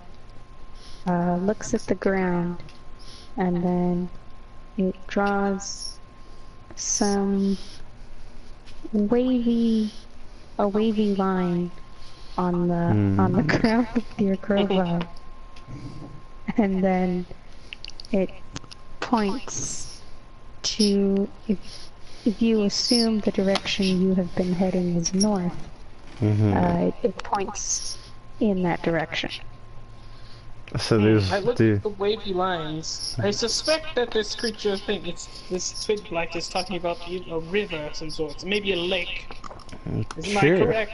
And as you say river, briefly. Okay. Well, and thank then you. points at the bear with a questioning look. Mm. Oh, it seems to have grown a liking to me. Though I did drink a potion of animal friendship, it's simply following me. Hmm. And with that, it nods its head in acknowledgement, and then it turns around and well, it kind of like waves like a goodbye to you, Wait, and then it turns around, jumps back into the bushes, and you no longer see it. did I lose my crowbar? Yeah, he probably took your crowbar. Here's You It's realize, probably the thing you wanted. you realize that this creature never returned your crowbar to It you. is And now mutual. you can no longer tell where it is in this I section of bushes. I am very upset. Okay. Alright. You hear a slight rustling, almost as if in laughter. I did laugh a little bit too, like. You wanna be like that? Okay. Well, I like it's like it's your fault for trusting some creature you just met. I'm really tempted to throw one of my fireballs into the subject's I'm direction. gonna stop you right there. You were surrounded by a forest. And I feel like if we do anything to harm this forest will be very angry with us, and most likely all the things in this forest. I'd rather not have to do it. Alright. And the way the directions they gave us, I would most likely take these directions with a side of salt, seeing how it's a bit evil. Mm-hmm. I see. But it's the only way we have to go. Well, it's the only directions we've gotten, so we should take them. So what you're saying is I shouldn't have done this, and you see there is there's already a large fire that I've made. So you have cast. I have how cast. many beads have you I threw one bead at like a pile of like what I thought dry stuff, or what I thought would be dry stuff. I would say that you have not seen anything appear to be dead and dry in this forest at all. It's a door of life. What do you expect to be in here? Something dead? Actually, I don't think anything can die here, if that's the case. So where do you say you are, like, you're gonna like throw it up into the trees? I throw it do? at the shrubs that looked like the shrub drake, whatever. This is twig blight. Twig blight. Shrub drake. So go ahead and cast. So this bead lands in the center of these the shrubs, and go ahead and make a damage roll for. Okay, I'm gonna get rid of one of my charges, and I'm gonna look at my spells. If anything happens, And it's it's all on you. I'm not helping you. It's 8d6 of fire damage. Then I have to roll a dexterity? You know, No, they have to. Anything in its range has to roll dexterity to see if it escapes. Well, I'm just throwing it at plants, so I'm not sure how dexterous these plants are. So I'm gonna roll a d20 to see if I hit it then? No, you've thrown it into the thing. I'll deal with that. You have, because it's an AoE, so it's basically gonna have to dodge. Alright, I'm gonna do my 8d6, I guess. So 1 is 5. So 5. I have to write. I guess I'm gonna write this down. I'm gonna grab a piece of paper. Hold on. So the first one was 5. 5, 5, 5, 5, 5, 5, 5, 5. I had a piece of paper with me. Darn it, where'd it go? Here's one. Okay. So, yeah, I set the forest on fire. What are you gonna do about it? I'm just gonna walk away. Whatever 5. happens with. Okay, here we go. 3, I'm just like, you know what? Whatever it's angry 5, do is only a few. 3, 2, 5, 1, 2, 3, 4, 5, 6, 4, 6. So in total,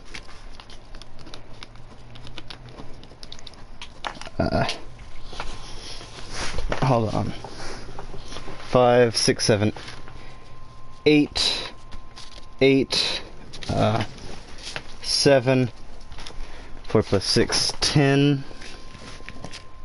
17, 8 plus 6 is 8, 9, 10, 11, 12, 13, 14. That's 26 damage total. Hold on. I'm doing some rolls. Do a lot of rolls just to burn down the forest. Okay.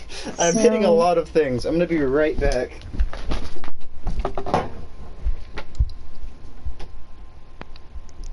I'm taking a look at this. 20-foot radius. Each creature in a 20-foot meter centered on that point. You guys also need to take dexterity saving throws. Oh, just to avoid the fire? Yes, Of course. to avoid the Dexterity. fireball that just happened. Which means I need to check the bear as well. My bear! Well, I guess not my bear. Oh god, if he hurts this bear will be angry at us because the spell will wear off. So what has happened? Basically, we have to dodge your own fire. And so does the bear, and if you somehow hurt this bear, the bear will be angry. Well, the And bear that is spell also will on wear off. fire. You heard it. Got a 17, I actually managed to avoid your stupid fire. Do I have to avoid my own fire? Yeah! Yes, you do. Alright, Close that's... to you. To take a dexterity. So I got a I'm 17. gonna do a dex roll. I got 19 plus 3, so I got 20. So that's as high as I can go. Alrighty. The bear managed to get out of the way. Shoot, I need to check Charmed again, because that would count as an attack against it. I hope it only attacks him.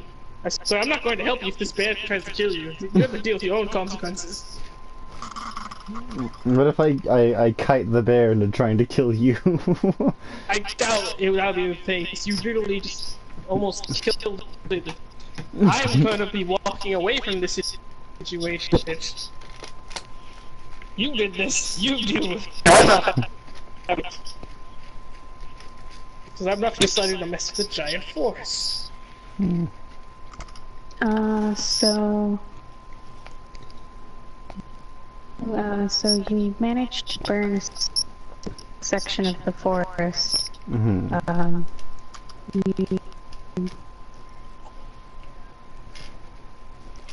You don't know it, but you have succeeded. 3 twigs in one blast. Hooray! What you do see is 2 twig blights that now look very upset. And you hear behind you the roar of the bear. Just managed to get away, just managed to dodge the fire, but is now very upset. Okay, I immediately get out there. I immediately yell, "He's all the blame. I did nothing!" And I immediately go walk away from him. So, Get out of there. what size? I would ask that you roll initiative. Me. All of you. Okay. Oh, I have to. I didn't do this. I rolled an 11. I got 19. Let me check this. We've got 19 is Theragal, you rolled an Angus rolled an 11. T, B, got 12 TB2, got, alright, so we're gonna, top of the order is going to be Theragal, and then Angus, and then the 2 twig blights, and the bear. I get as far as the situation as I can right now. Okay. I How? just walk away from this. I have those 30 feet speed. That's my speed, 30 feet. And I walk away out of that, and my maximum You've is walked away into the down the north. into North is where's the path? Yeah, like where we're going before. It's went north. Away from that situation. So how big are what's their like size? How big are twig blights? They're yes. small. They're small. Oh, that's unfortunate. Like you're on matching grounds. Okay. Equal grounds. Well, look at the bear behind me and the twig blights. I rub my chin. And I'm like, how do I get myself out of this? I look at the twig blights. Sticky situation. It seems that, my circumstances are a little, I look over at the bear, hairy. I have a plan. I have a plan for this. Has it been a day since we've left the house? Not since you left the house. What are you what are you trying to The bag of devouring. No, it has not been a day since you left the house, but you can still contain things, trap things within it. Alright, okay. So I don't know what the twig blights are gonna do. But if they're gonna I imagine they're a little further away from me than the bear is. So I get Well no. Cause you shrub area and you left the bear behind you, so you're closer to them than they are to you. Alright. Okay. Well okay. So I gotta think. I'm thinking really hard. The bear is probably gonna be the nastiest opponent of them all. So I wanna put the bear in the bag of devouring. Do you want to try and get the bear into the bag of devouring? Yes. Can you think of some kind of maneuver that you would do to get a part of this bear inside the bag so it can pull it in? You do realize how far away from the bear you might be, right? That is true. And in order to do that, okay, I'll save that plan for when the bear gets a little closer to me. So, the first thing I want to do is, let's see, I'm looking through my items here.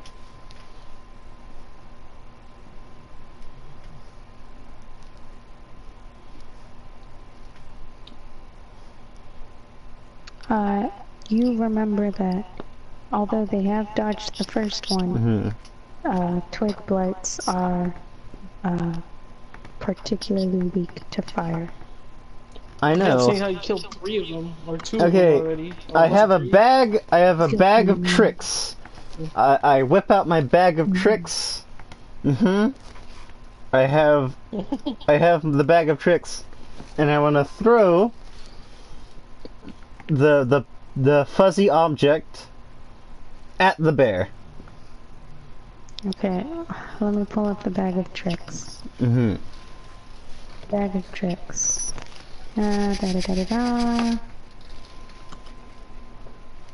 So you're going to throw it at the bear. Transmitting you determined by rolling a d8 and consulting corresponding to the bag's color. Oh yes, that's right. We have to determine what color the bag is, which I say it is... It'd be helpful if I knew where that particular star was. I know. It is a rust bag of tricks. Alright. That... I hope I don't roll an 8. Okay. Because that would be redundant. I turned the bear into a giant bear. You better hope that you don't roll a 1. What is it? A rat. A rat. A rat. Oh wait, does it make that and turn the bear into an animal, or does it like just make an animal appear? It turns It the makes bear an animal into something appear. else. Oh. No, it makes an animal appear. It makes an animal appear. If you get an 8, you'll just get another bear and it'll be, I guess, there. And I have another bear. Oh, it makes an animal appear. So basically, you pull a fuzzy thing out of the bag and you throw it, and wherever it lands, you roll to check to get a random creature that fuzzy thing turns into. Alright.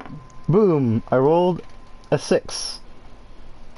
You rolled a 6. You get a giant boar. Let me consult. This is the black bear. Would you like to pull up the stat table for your giant boar? My giant boar. Okay. You can take a look at what it can do and how it might help you. I look up D&D Beyond. And I go to... Is it Compendium? Monster Manual, right? I think you just go to monsters and then you just search for boar and it'll come up. I'll do it. I gotcha. Well, he needs to be the one with the sheet in front of him, that's the thing. Yeah. Okay, So you can just go beast companions. Oh, yeah. I can do that. Boar. Yep, giant boar. There it is. What was that? Equipment? No. Creatures. There we go. Manage creatures. Add creature. Beast companion. So this beast Boar. will last and for a day or until it is basically until it dies. Alright. Okay. I have the giant boar. It's unaligned. Charge. That would reduce to 0 hit points. Obeys your commands as best as it can. Takes a turn by you. You can use your action to verbally command it to attack, dash, disengage, or help. You don't issue a command, the beast takes the dodge action. Once you have an extra attack feature, you can make one weapon attack yourself, then you can command the beast. Alright, this is great. Okay. Now I'm just watching Philipar hopefully not be involved. Alright. Okay. So, I tell the boar, to keep the bear, like, the bear's attention off of me, and, like, if the bear tries to attack me, you fight the bear, basically, if the bear tries to attack me. And then... Just tell him to attack the bear. Alright, I tell the boar to attack the bear. I tell the boar to charge the bear. Alright. Okay. So, what kind of thing are you doing here? If the boar moves at least 20 feet straight forward, a target, and then hits it with a tusk attack on the same turn, the target takes an extra 7 2d6 of slashing damage. If the target is a creature, it must succeed on a DC 13. What's that one? What does that stand for? DC. That's the difficulty of... So that's basically what it has to beat with its check. Okay, it must succeed with a DC 13 strength saving throw or be knocked prone. Okay, so... What's your... So it's... Hitting it with what kind of attack? It's gonna charge the boar, and if it hits the boar, I think it does 2d6 of slashing damage plus 7. Okay. I think. So you want to go ahead? Mm-hmm. Alright. And so I have the bear, the boar attack the bear. And then I ready. This is confusing with my words. I Alright, so let's see. Attack. Are you see try and hit the bear. Mm-hmm. And try to hit the bear. So I roll a d20. I rolled an 18. And I guess if it's for the boar, would this be like a strength? Or it's charging? It makes a such attack. Okay. It's charging. The charge is the movement, and then the what is it? Tusk attack. So what is that? A tusk attack. That would be its strength. Yeah, it would be its strength. So it's plus 3. So I roll a strength roll, I guess. So that was 18 plus 3. So you have definitely hit this bear's armor class. You beat it. All right. So what are you rolling damage on? 2d6, and it does a plus 7 slashing damage. This is a pretty nasty creature to be hit with. So it does 5 plus 6. So that's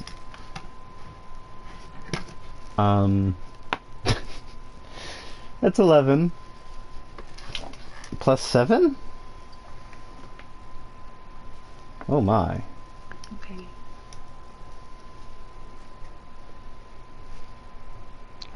So what's your total there? What have you got? So 11 plus 7, so that's 18. You dealt 18 damage to this bear? Yeah. It says if the target takes... Oh my god. Yeah, the target... If it hits, the target takes an extra 7, 2d6 slashing damage.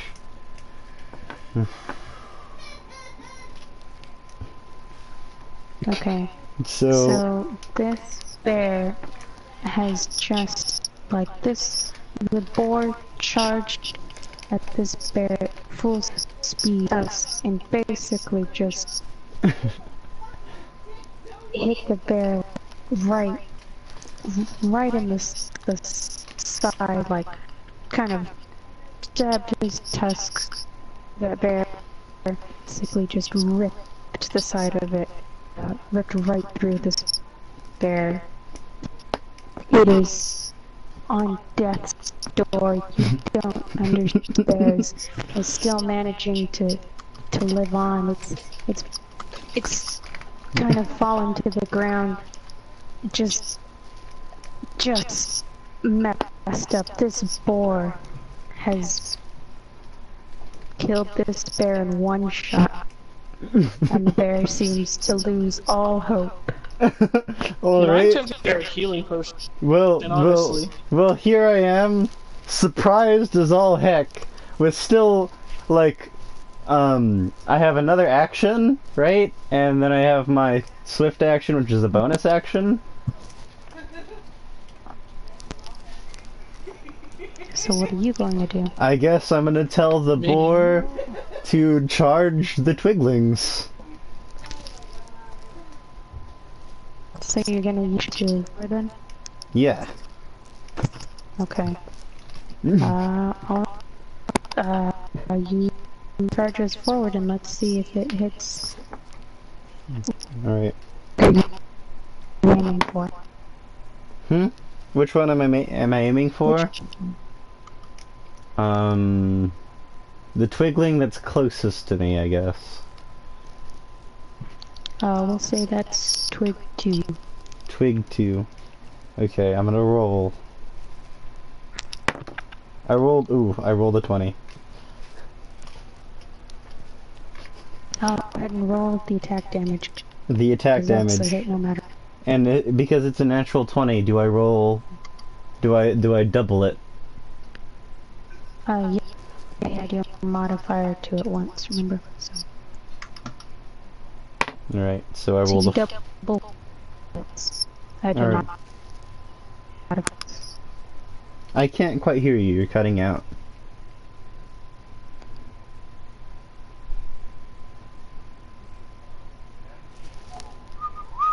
Alright, so I roll the 4.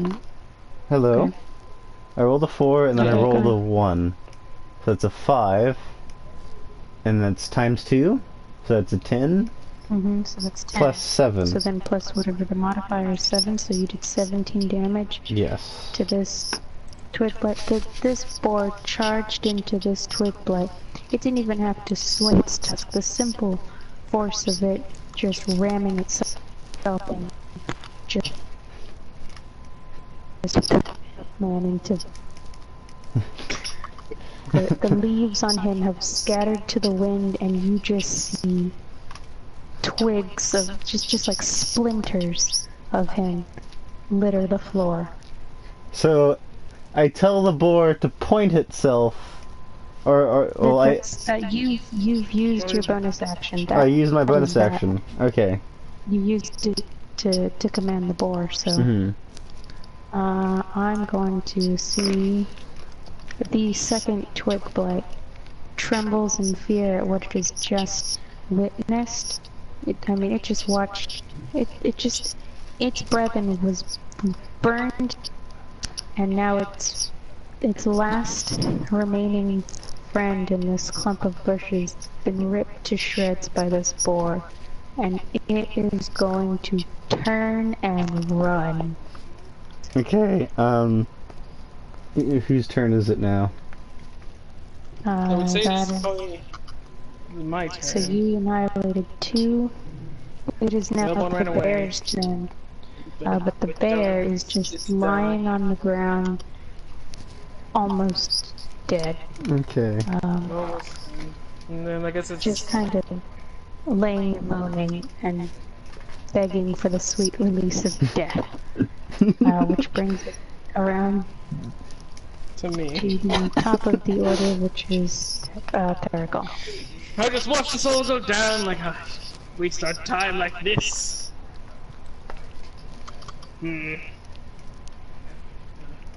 going to do something, and I'm gonna see what happens. I'm going to walk up to this bear, and then I'm gonna make it drink a potion of superior healing. Alright, Like, how much hit points is this bear gonna receive? it says you regain 8d4 plus 8 hit points when you drink this potion. This potion is very liquid when agitated. You regain 8 d4? 8 d4s. Yeah. I'm gonna see if I can save this bear. Perhaps. Okay, let me see. 2, 1, 4.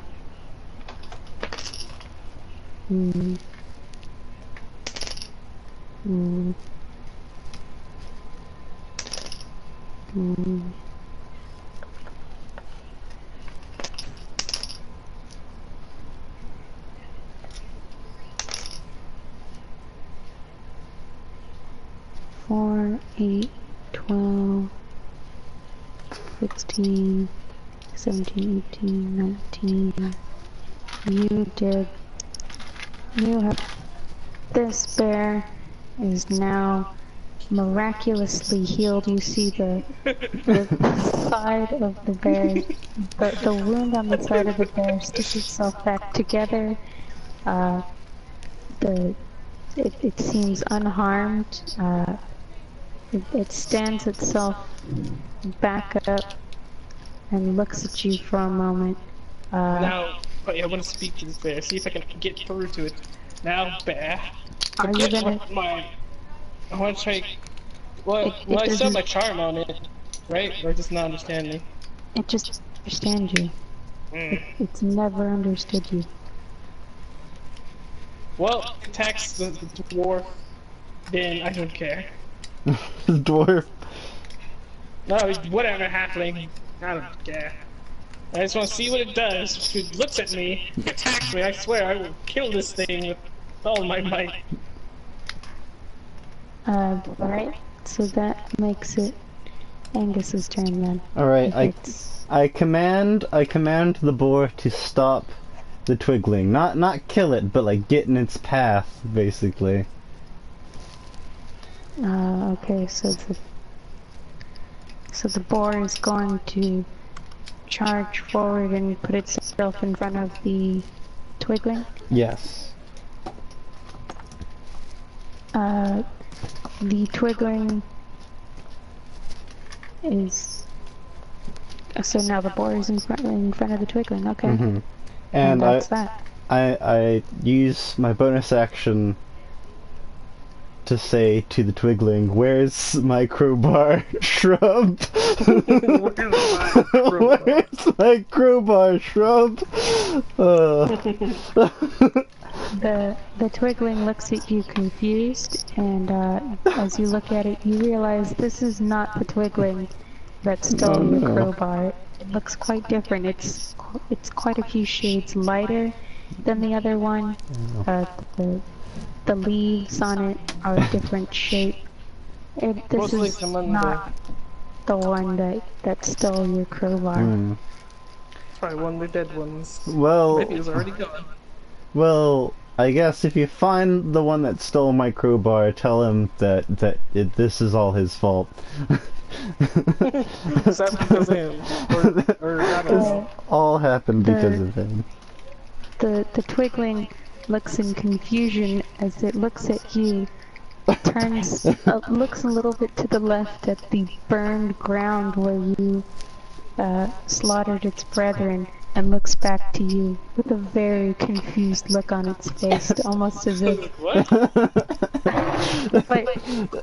and it just like points over there into the burned ashes on the ground. Yeah. He's evil one now. That was his fault. I never killed innocent creatures. You're not even gonna. He points more fervently at the spot. Oh, was that him? Thanks. I investigate the spot. As you turn your head to look at the spot, you notice laying in plain sight. If you had bothered to look, you would have noticed the crowbar laying just plainly on the ground. I go and... Or did the creature leave it there? Did it actually not take it? He burned it to ash. It's a pile of ash with the crowbar sticking out of it. I tell the board to disengage from the thing, and I go get my crowbar. The twiggling is gonna go ahead and just run away. Yeah. You see it disappear into the foliage. Now it's the bear's turn. What will the bear do? Yes, it is the bear's turn. The bear is going to turn into the direction of where... So basically, the twiggling ran east. The bear is going to turn and run west. So it ran away. Yes. Well, I did one good deed. That's why I'm set for life. Yeah, that's your quota. One good deed for you. Okay. I pick up my crowbar and I look at Theragal and I say, "You would have done the same thing if you were in my situation." Don't compare myself to you. Something happening. You wasted our time, and now look, it's getting close to dark. We should head north towards that river. Fortunately, the campfire's all set. I point at the smoldering ruins of the forest. As you point, you notice the flames are long gone. What you destroyed and burned away, the ground, the earth already seems to be recovering, and you see seedlings start sprouting up out of the ground, and the plants around that were burned have already seemed to fix themselves. No. No, isn't that interesting? Or Okay. death once was, life now grows. Well, I mean, that's just the way of the forest. Some forests rely on being burnt down. Mm. Well, And can we stop wasting time? as you say that, an acorn from somewhere up above falls and lands on your head. Oh. Me? Or, no, Uh, wait, you said Angus. Angus. Hmm. Ow. I do a little cackle. Ha! Well, let's move on now, you idiots. No, I've actually never, my character's never referred to Angus by his name. I just keep calling him Halfling, imbecile, idiots. Because you gotta earn my respect for me to call you by your name. I don't know if you want something that if you have something that I want.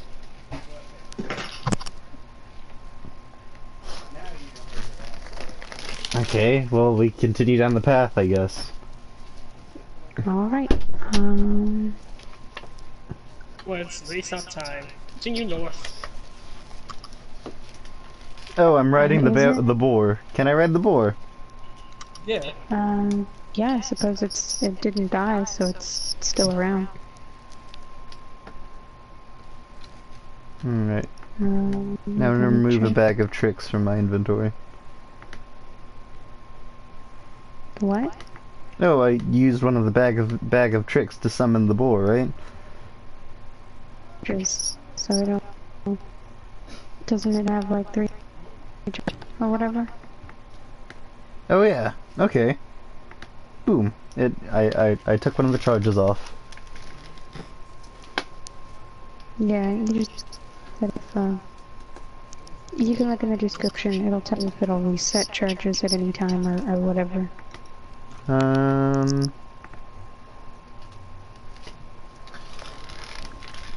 It does not say.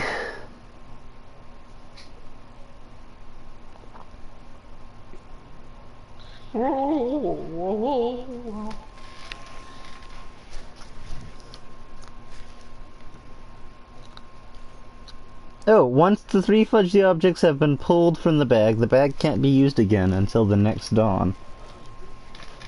Alright, and then at dawn it refills them. Okay. That's what it is.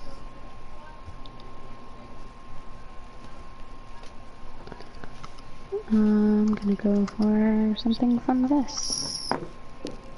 Okay. I'm glad I was able to avoid all that unneeded combat. But it certainly was interesting. Yeah. I handled it all by myself. Well, duh, you caused it. At I ain't least, gonna deal with your problems. at least you can't call me useless. The boar did everything! That's right. At least you literally can't did call the nothing. boar useless. We'll just appear within 24 hours anyway. I'll be stuck with you. Yep. Let's see.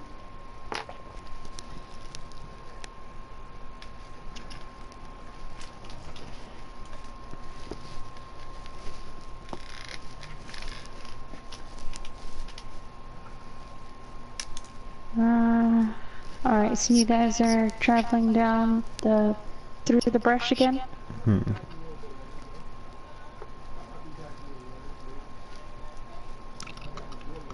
Yeah. Alrighty. So, let's see. Based on my map, where might you be? Are we at the river yet?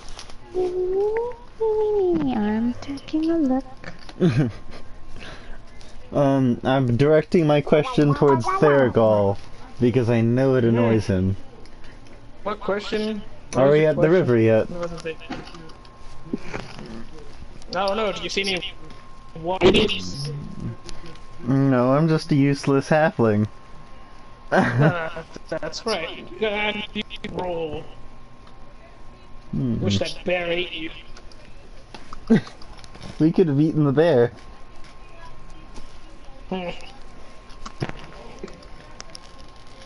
My goodness. I'm sensing hostility. You must have very poor senses. You sense it now. Thurgo's never liked me. Who's to say I didn't sense it before and I just haven't mentioned it until now? Sure, whatever. Thurgo doesn't care.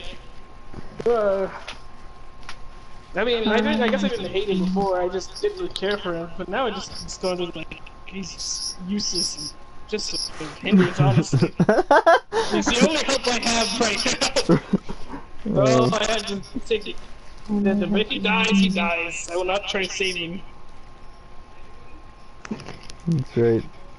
You can only hope that you will find a better companion after he is gone.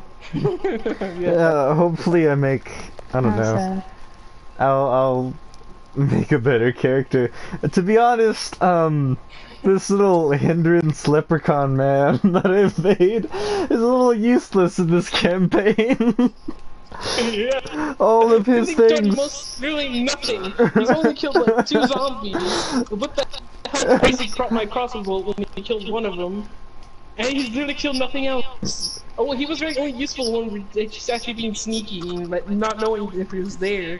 Yeah. He's really useless anywhere else. See, that's why he got magical items to help him.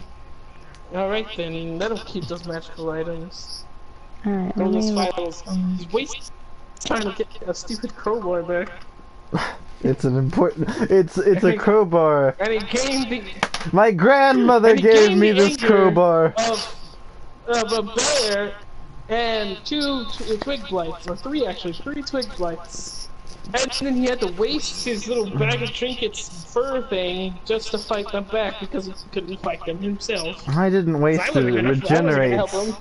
It regenerates every 24 hours. Whatever, it's still waste. In that 24 hours, we can't use it.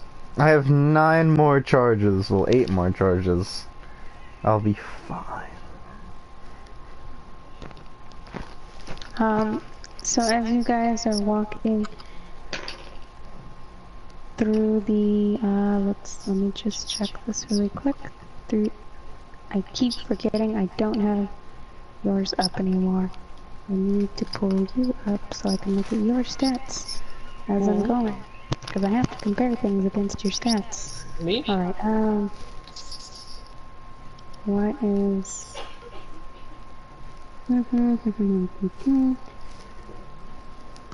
As you guys are wandering on your way to the river, arguing about the usefulness of each other. Well, no, just the usefulness of Angus. Yeah. Bags of tricks. Plenty useful. You feel a tingling sensation down your back as if you are being watched by one of the creepiest things imaginable to people. Mother, is that you? Mother? We both turn around and say, Mother? We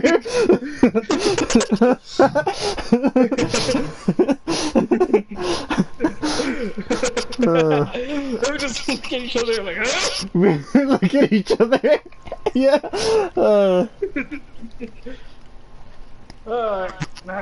I'm sure you felt that too, halfling. I felt just like my mom staring at me. You, can you take a perception check, please? Yeah, I'll do perception, please. Okay, perception is +1, so. I think I got a 19. Yeah, I got a 19. I rolled a 3. I rolled a 4. 19, baby! Okay, alright. As for a moment you hear, I'm trying to think, so one of you got 19 and the other got a 3? Yeah, I got a 4. Yeah, I got 19. There we go. You hear the rustling coming from your left, and Angus behind you just going, huh, that's so weird, and just kind of like completely oblivious. How So we I both would like, reacted with Mother. and So out of, what do I see? and from, hold on, I'm still Oh, going. sorry. Can you just not interrupt? And Sorry. barreling out of the foliage to your left, you see a something that you don't normally see in this particular size, a giant wolf spider, Huh. but it is bigger than you think it should be. And it comes barreling out at the two of you. I would like the both of you to make Initiative. a dexterity saving throw. Should not get an advantage because I was actually able to That's see what I it. was gonna say. You get advantage because you noticed it. Angus, you didn't notice it, Right. so you have to react on the fly, so you don't get advantage. That's fine. Oh, I got 11. I rolled a 15, and I rolled at a disadvantage, and I rolled at a No, 9. you just roll as is. As You is? don't have disadvantage. But Theragal, you had advantage. Well, Yeah. I got a 15 plus 3, so I got a 17. I got 11 Wait, with my 15, 16, dexterity. 17. Oh, I got an so it's 18. 11 was your higher roll? Okay.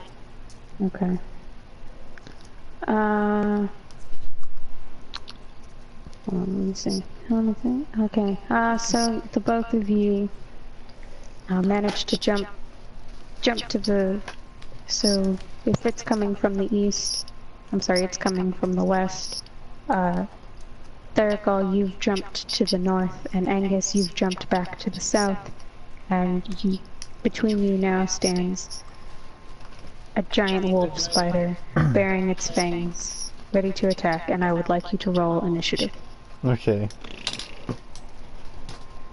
I've gotten a 15. I got 11.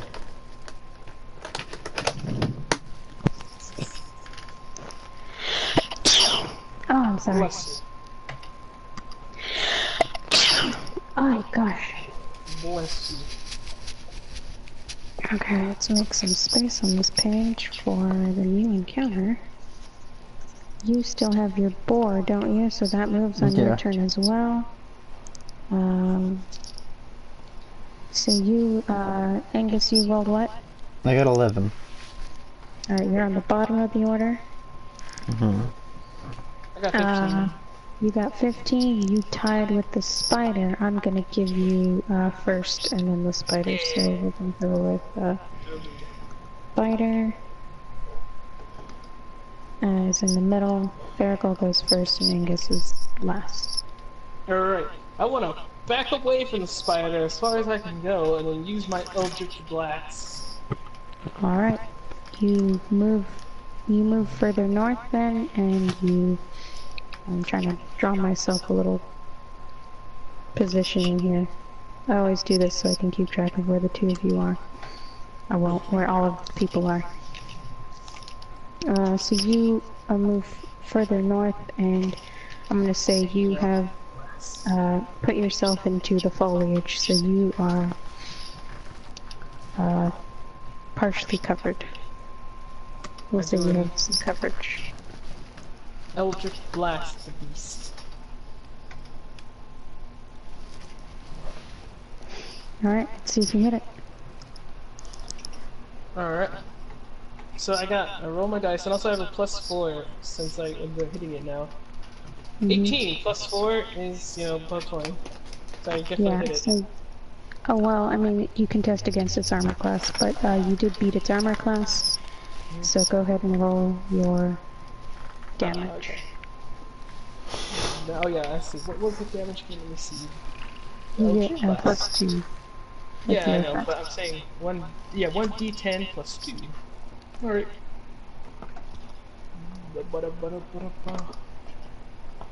Oof.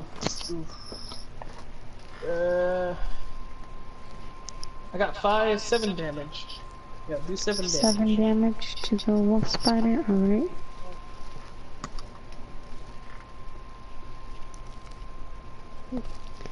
Alright, you give this thing. Your Eldritch Blast comes hurling from your fingertips at this spider, and you give a solid thwack in the center of its body, and it gets pushed a little bit closer to Angus. Naturally. Alright. Naturally. So now it is the spider's turn. The spider...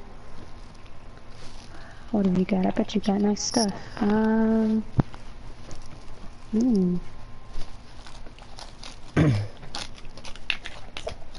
do have nice things. What's this? Oops. There we go. That's not really what I wanted, but...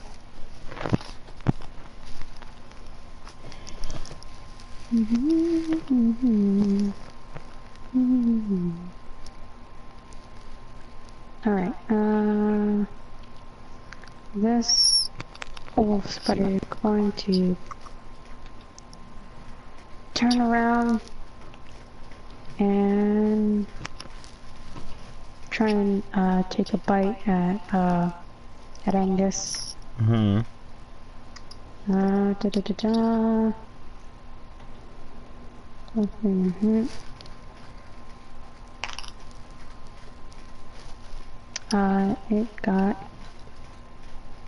It got a 10. And my armor class is 13. Alright, so it missed. Right, is it my turn then? Yeah, that makes it your turn. Okay, I wanna jump off of the boar, and then I tell the boar to charge the spider. Alright. And You know you're on the boar, right? I jumped off He of said it. he jumped off. Oh yeah, he jumped off, sorry. Okay. Whoa, whoa, whoa, whoa. Ooh. By Jesus, the boar has 42 hit points. He's strong, the boar. It's a giant boar. Wish I could have taken the spider as my own, because that sounded really cool. That seems more I don't like... think it's gonna obey me. It seems more like a Theragal-y sort of thing. It's better than a bear, eh? But, too bad you used your potion I have of... no way to tame it. Potion of animal We can friendship. work on it anyway. Alright, so the boar has rolled a 16 plus 3. So, 17, 18, 19. You beat its armor class, yes. Alright. So 2d6 plus 7. 5. 3. 5, 6, 7, 8. That's 15 damage to the spider. Okay, so the boar charges at the spider, which it really doesn't have to charge much of anything because the spider was like 2 feet away from it, you know, because the spider just tried to bite at you guys. And it basically thrusts its tusk underneath the spider's massive legs, catches it in the main body of it, and thrusts upward and flips the spider over, and the spider lands with a sickening crack on its back, and it curls its legs up as spiders do when they die. It lays dead. No, well, that was easy. I'm like, well, that was quick. They expected to die so quickly. Must have been weaker than it looked. Just as you say that, you hear the sounds of something rustling above you. Oh dear. Rats. So what do I do? Do dexterity or perception? Or what should I do? You can just feel free to look up. Alright, look up. What the heck's above? He rolls to look up. Like I rolled down, I looked down. Where is it? He crit fails. He crit I fails. look so much up that I break my neck. Die. He breaks his neck. You look and up dies. and you see, coming down from the treetops on a web, a giant spider, much, quite a bit bigger than the wolf spider you just faced. Well, I guess what we killed was this child. Well, I would say you killed. I would say I the just boy heard it a killed. little bit because, you know, it Wait. jumped at us. No, I killed it. Yeah, you killed it. You told me to do it. I want to see if I can befriend this giant spider, dang it, but I know it can't understand me. I want a giant spider to friend. Oh, I guess beast. That sounds awesome. I used your same initiative rolls because this is basically the same encounter. So, Therigal, it is your turn. I immediately jump out of the way and get away as far away as I can from that creature. Which direction are you jumping? Angus is south of you, I and go. the river is north, but you're not there yet. I just go even more north. Alright. As far as I can go, and then I... Let's see. What should I do? What should I do?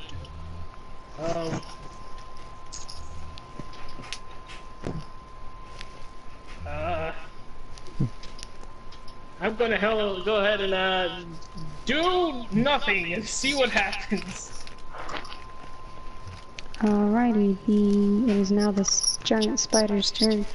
The spider is going to go ahead and... Let me check something.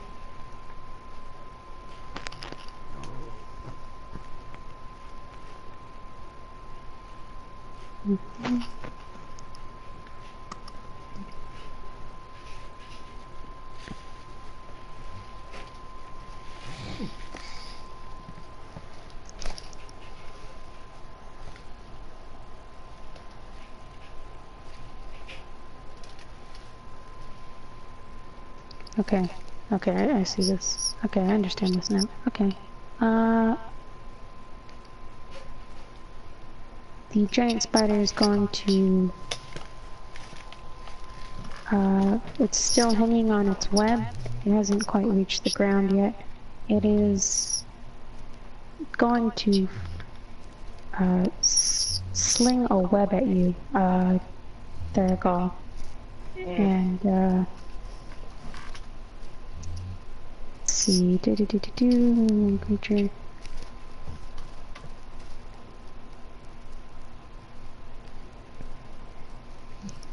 Range 30 to 60 feet. One creature. So I'm gonna take a shot and see if it gets you. Oh, all right. I rolled a nat 20, so. Oh. So you are now restrained by this webbing, and as an action on your turn, you can make a strength check to see if you can free yourself from the webbing. The webbing could, it seems, though, the webbing could be destroyed by something that might destroy webbing that you imagine would destroy a kind of web. So... I have a sickle equipped. But you are restrained, so you cannot use it. I have to use my strength, my own strength, to break out of this. So that is the giant spider's wait, my bonus action. I try to take out right now. It's not your turn, so you can. Alright. It's the spider's turn, and the spider's just finished its turn, so that makes it Angus's turn. Angus is going to use his sling to hit the spider. Alrighty. Oh, I'm rolling. I rolled a 14 plus 3, that's 17. You got it. I thwacked the spider. Okay. So the sling. Did the spider know where it was? If it didn't, it does now. Well, if it didn't before, I'm going to use my ability Sneak Attack since it didn't know where I was before. Fair enough. Its attention was focused on Theragal. Yeah. I agree with that. Okay. So, 1d4 plus 3 bludgeoning damage plus a d6. So, I rolled a 1 plus 4 plus 3, that's a 4. And I rolled a 5, so I dealt 9 damage to it. Congratulations, you've dealt 9 damage to a giant spider. Yes. With a rock. With a rock. I hit it really hard.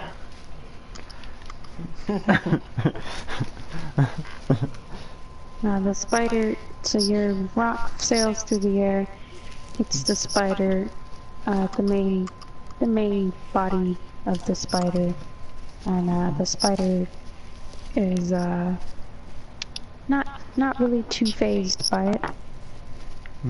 It's it's pretty chill about this. It doesn't seem to have much of a reaction. So he's gonna bring it back to the top of the order of Theragal. You are restrained by webbing. Well, I gotta do roll to break out. Alright. I got a 17. Minus That 1 is- for my strength. That's gonna do it. You burst free from the webbing. No, no weapon can hold Theragal. On a success, with your bursting. Yep, bonus. you're good. That was that's your spider. action, by the way.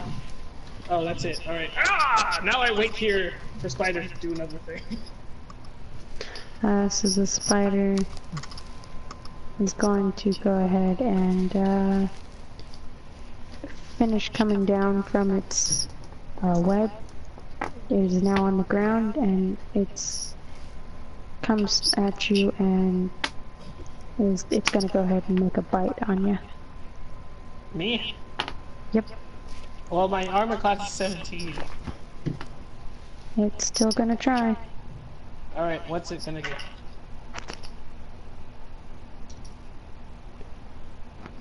It got a 17. Exactly, so it hits me. Yep. So you are Lucky going Spider. Mm-hmm.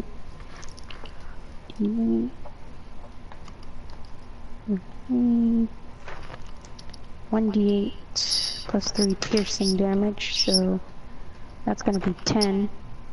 And you must make a Constitution saving throw. My constitution is +1. So, alright. I got a 20! Okay. So half as much damage on a successful one. But I think since you crit, you take none. So that's it. So you get the you just take, nothing happens. no, you still take the 10, but you avoided poison damage. Awesome. Additional poison damage. That's a lot of damage. Oh. It sawed your boat in half. Okay. So it's my turn now. Yep. Huh. Okay. Well, I am going to send the boar at the spider to try to get it off of Theragal. So you're sending the boar to charge and attack Yeah, the spider? it's charging the spider. Alright. Go ahead and try and hit it. The boar has rolled a 17. It's rolled a 20. Got it. 17 plus 3. So you have hit the spider, so go ahead and do your damage. Alright. 4 plus 7, so 8. 7, and once again does 15 damage. You do 15 this time? Yeah. Wow. That's 7 plus 8, right? Yeah. 15. Okay. The boar charges at the spider, once again buries its tusk underneath like gets from the bottom of the spider, flips it up, and flips the spider over onto its back. But because the spider was between the boar and Therigal, the spider is now flipping over. Therigal, I'm gonna need you to take a dexterity saving throw. 12 plus nothing. 12. I'm gonna say that's good enough. You narrowly dodge the spider being flipped over onto you, and the spider is now laying on its back, but basically its legs are flinging around everywhere as it tries to right itself back up. Now it's my turn. Take revenge. Finally, I used the spell I haven't used at all that I've had so long. I cast Hellish Rebuke. Whatever. Rebuke. It says casting time, one reaction. When you take it in response to being damaged by a creature within 60 feet of you that you can see, you point your finger at the creature that damaged you. That damaged you is momentarily surrounded by hellish flame. The creature must make a dexterity throw. It takes 2d fire damage on 2d10 fire damage on a failed save, or half as much damage on a successful one. So let's do a dexterity. Hold on. I'm listening to the wording of that, and that doesn't sound like the current situation. It says to do a save throw, you have to do it, I think at least 14. I have to do a save throw of dexterity 14.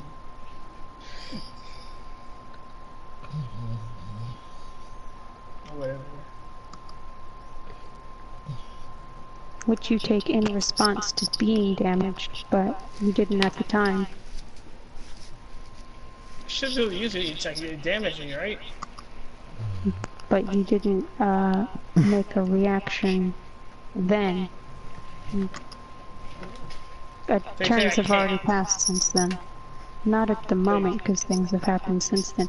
If it had attacked you and it was like you called a reaction spell, like the shield spell works, where it's called up in reaction to an event, that would have been the time. Alright then, I'll remember that. I guess for now, I'll just use...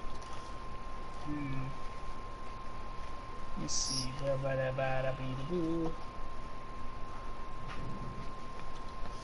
I use my Eldritch Blast on it.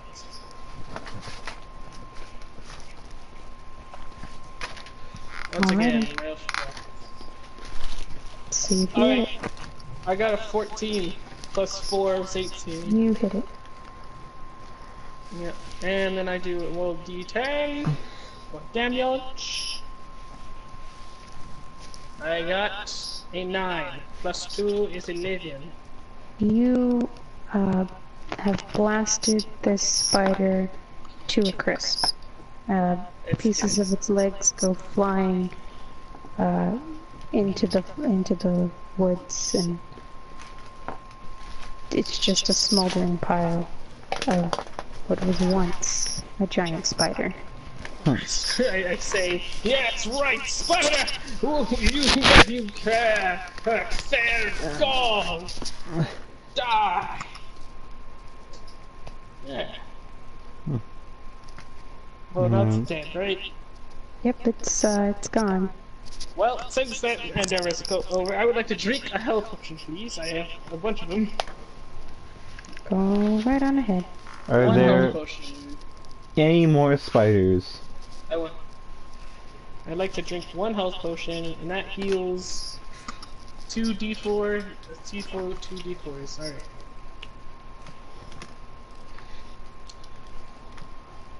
Alrighty.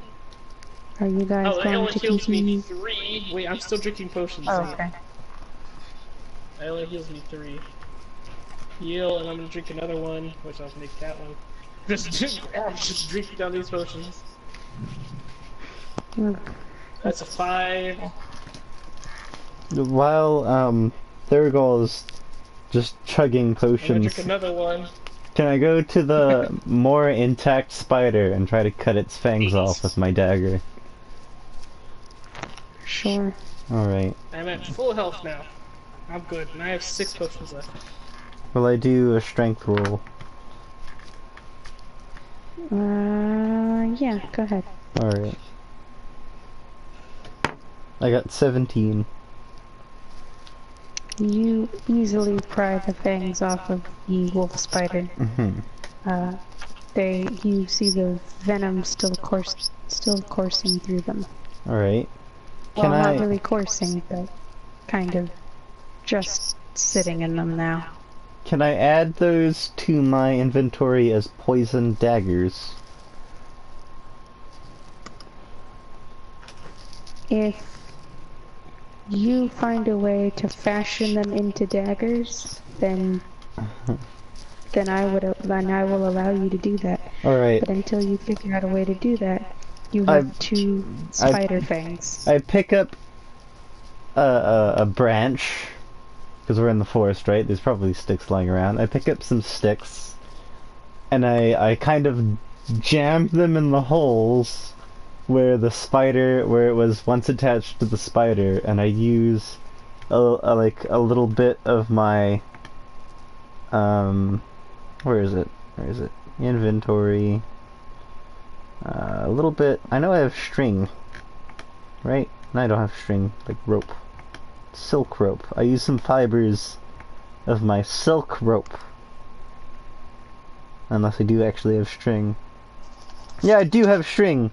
I use some of my string to tie the sticks securely to the fangs.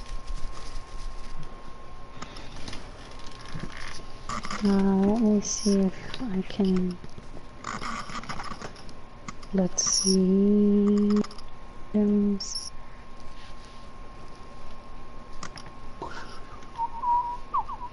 Is there, what kind of poison items, poison weapons do you see there if you try to add poison items? Weapon. I'm gonna type in poison. Is there like a spear? Because what you just created sounds more like a spear than a dagger. There's pistols.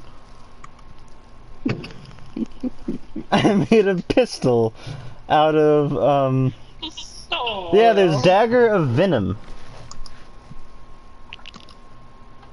But is there something that's more like a spear? That sounds more close to what you'd have just crafted. There's spear 1, spear plus 2, vicious spear, and spear plus 3. Alright, I'll give you the poison daggers, but Alright. I will be, when you use them, I will be, I will basically be rolling to see if they fall apart while you use them. Got it.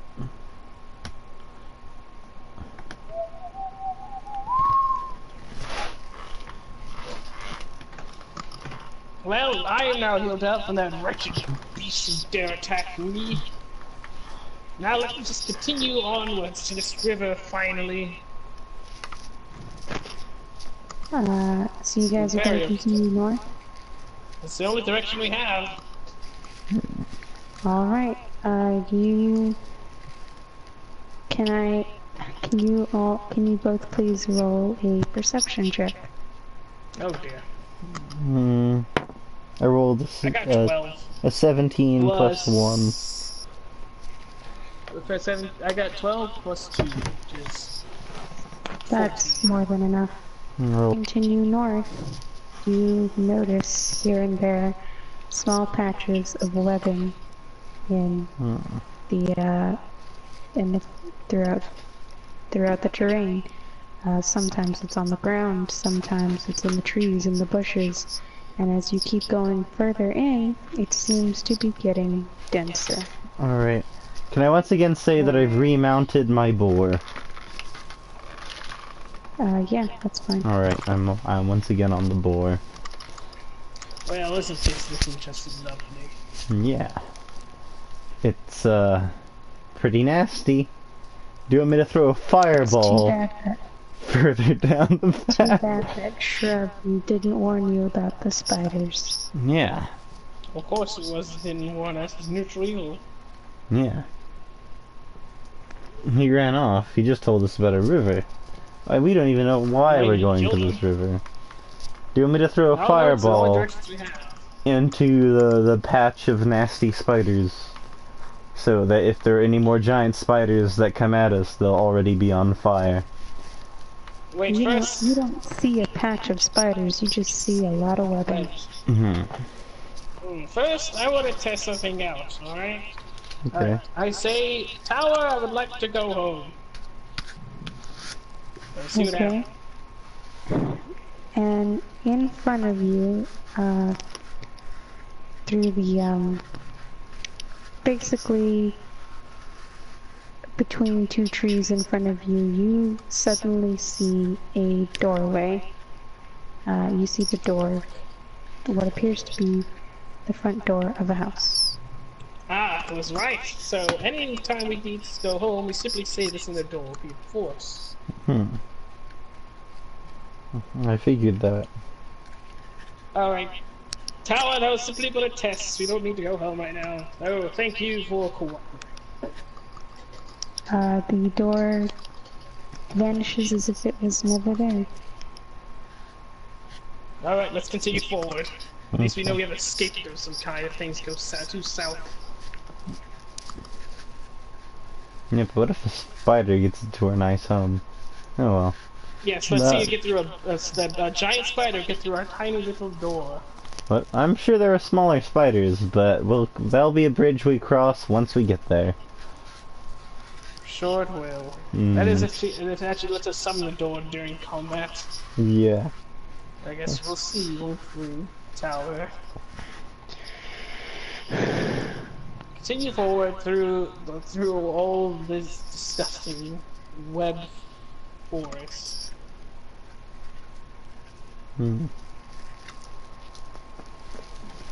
Okay, I think I'm gonna end it here. I'm sorry, I'm getting real tired here. And I know. That's okay. Well, but you gotta wake up early.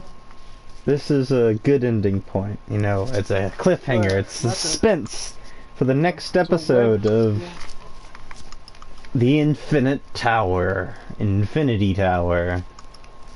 Yes, the number tower. The Phenomena. Phenomena.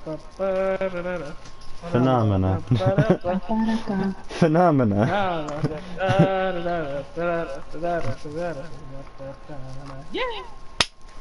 Yeah.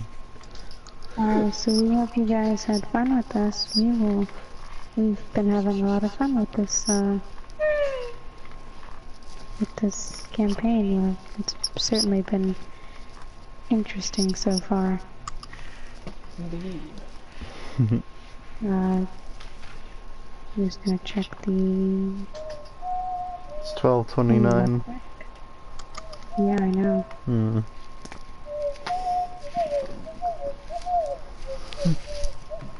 Phenomena. Oh, well, good night, guys. Good night, Mors. We hope you had fun. Don't forget to like, subscribe, and all that good stuff. And we will see you guys in the next live. Bye. Good night. Bye. Oh, wait.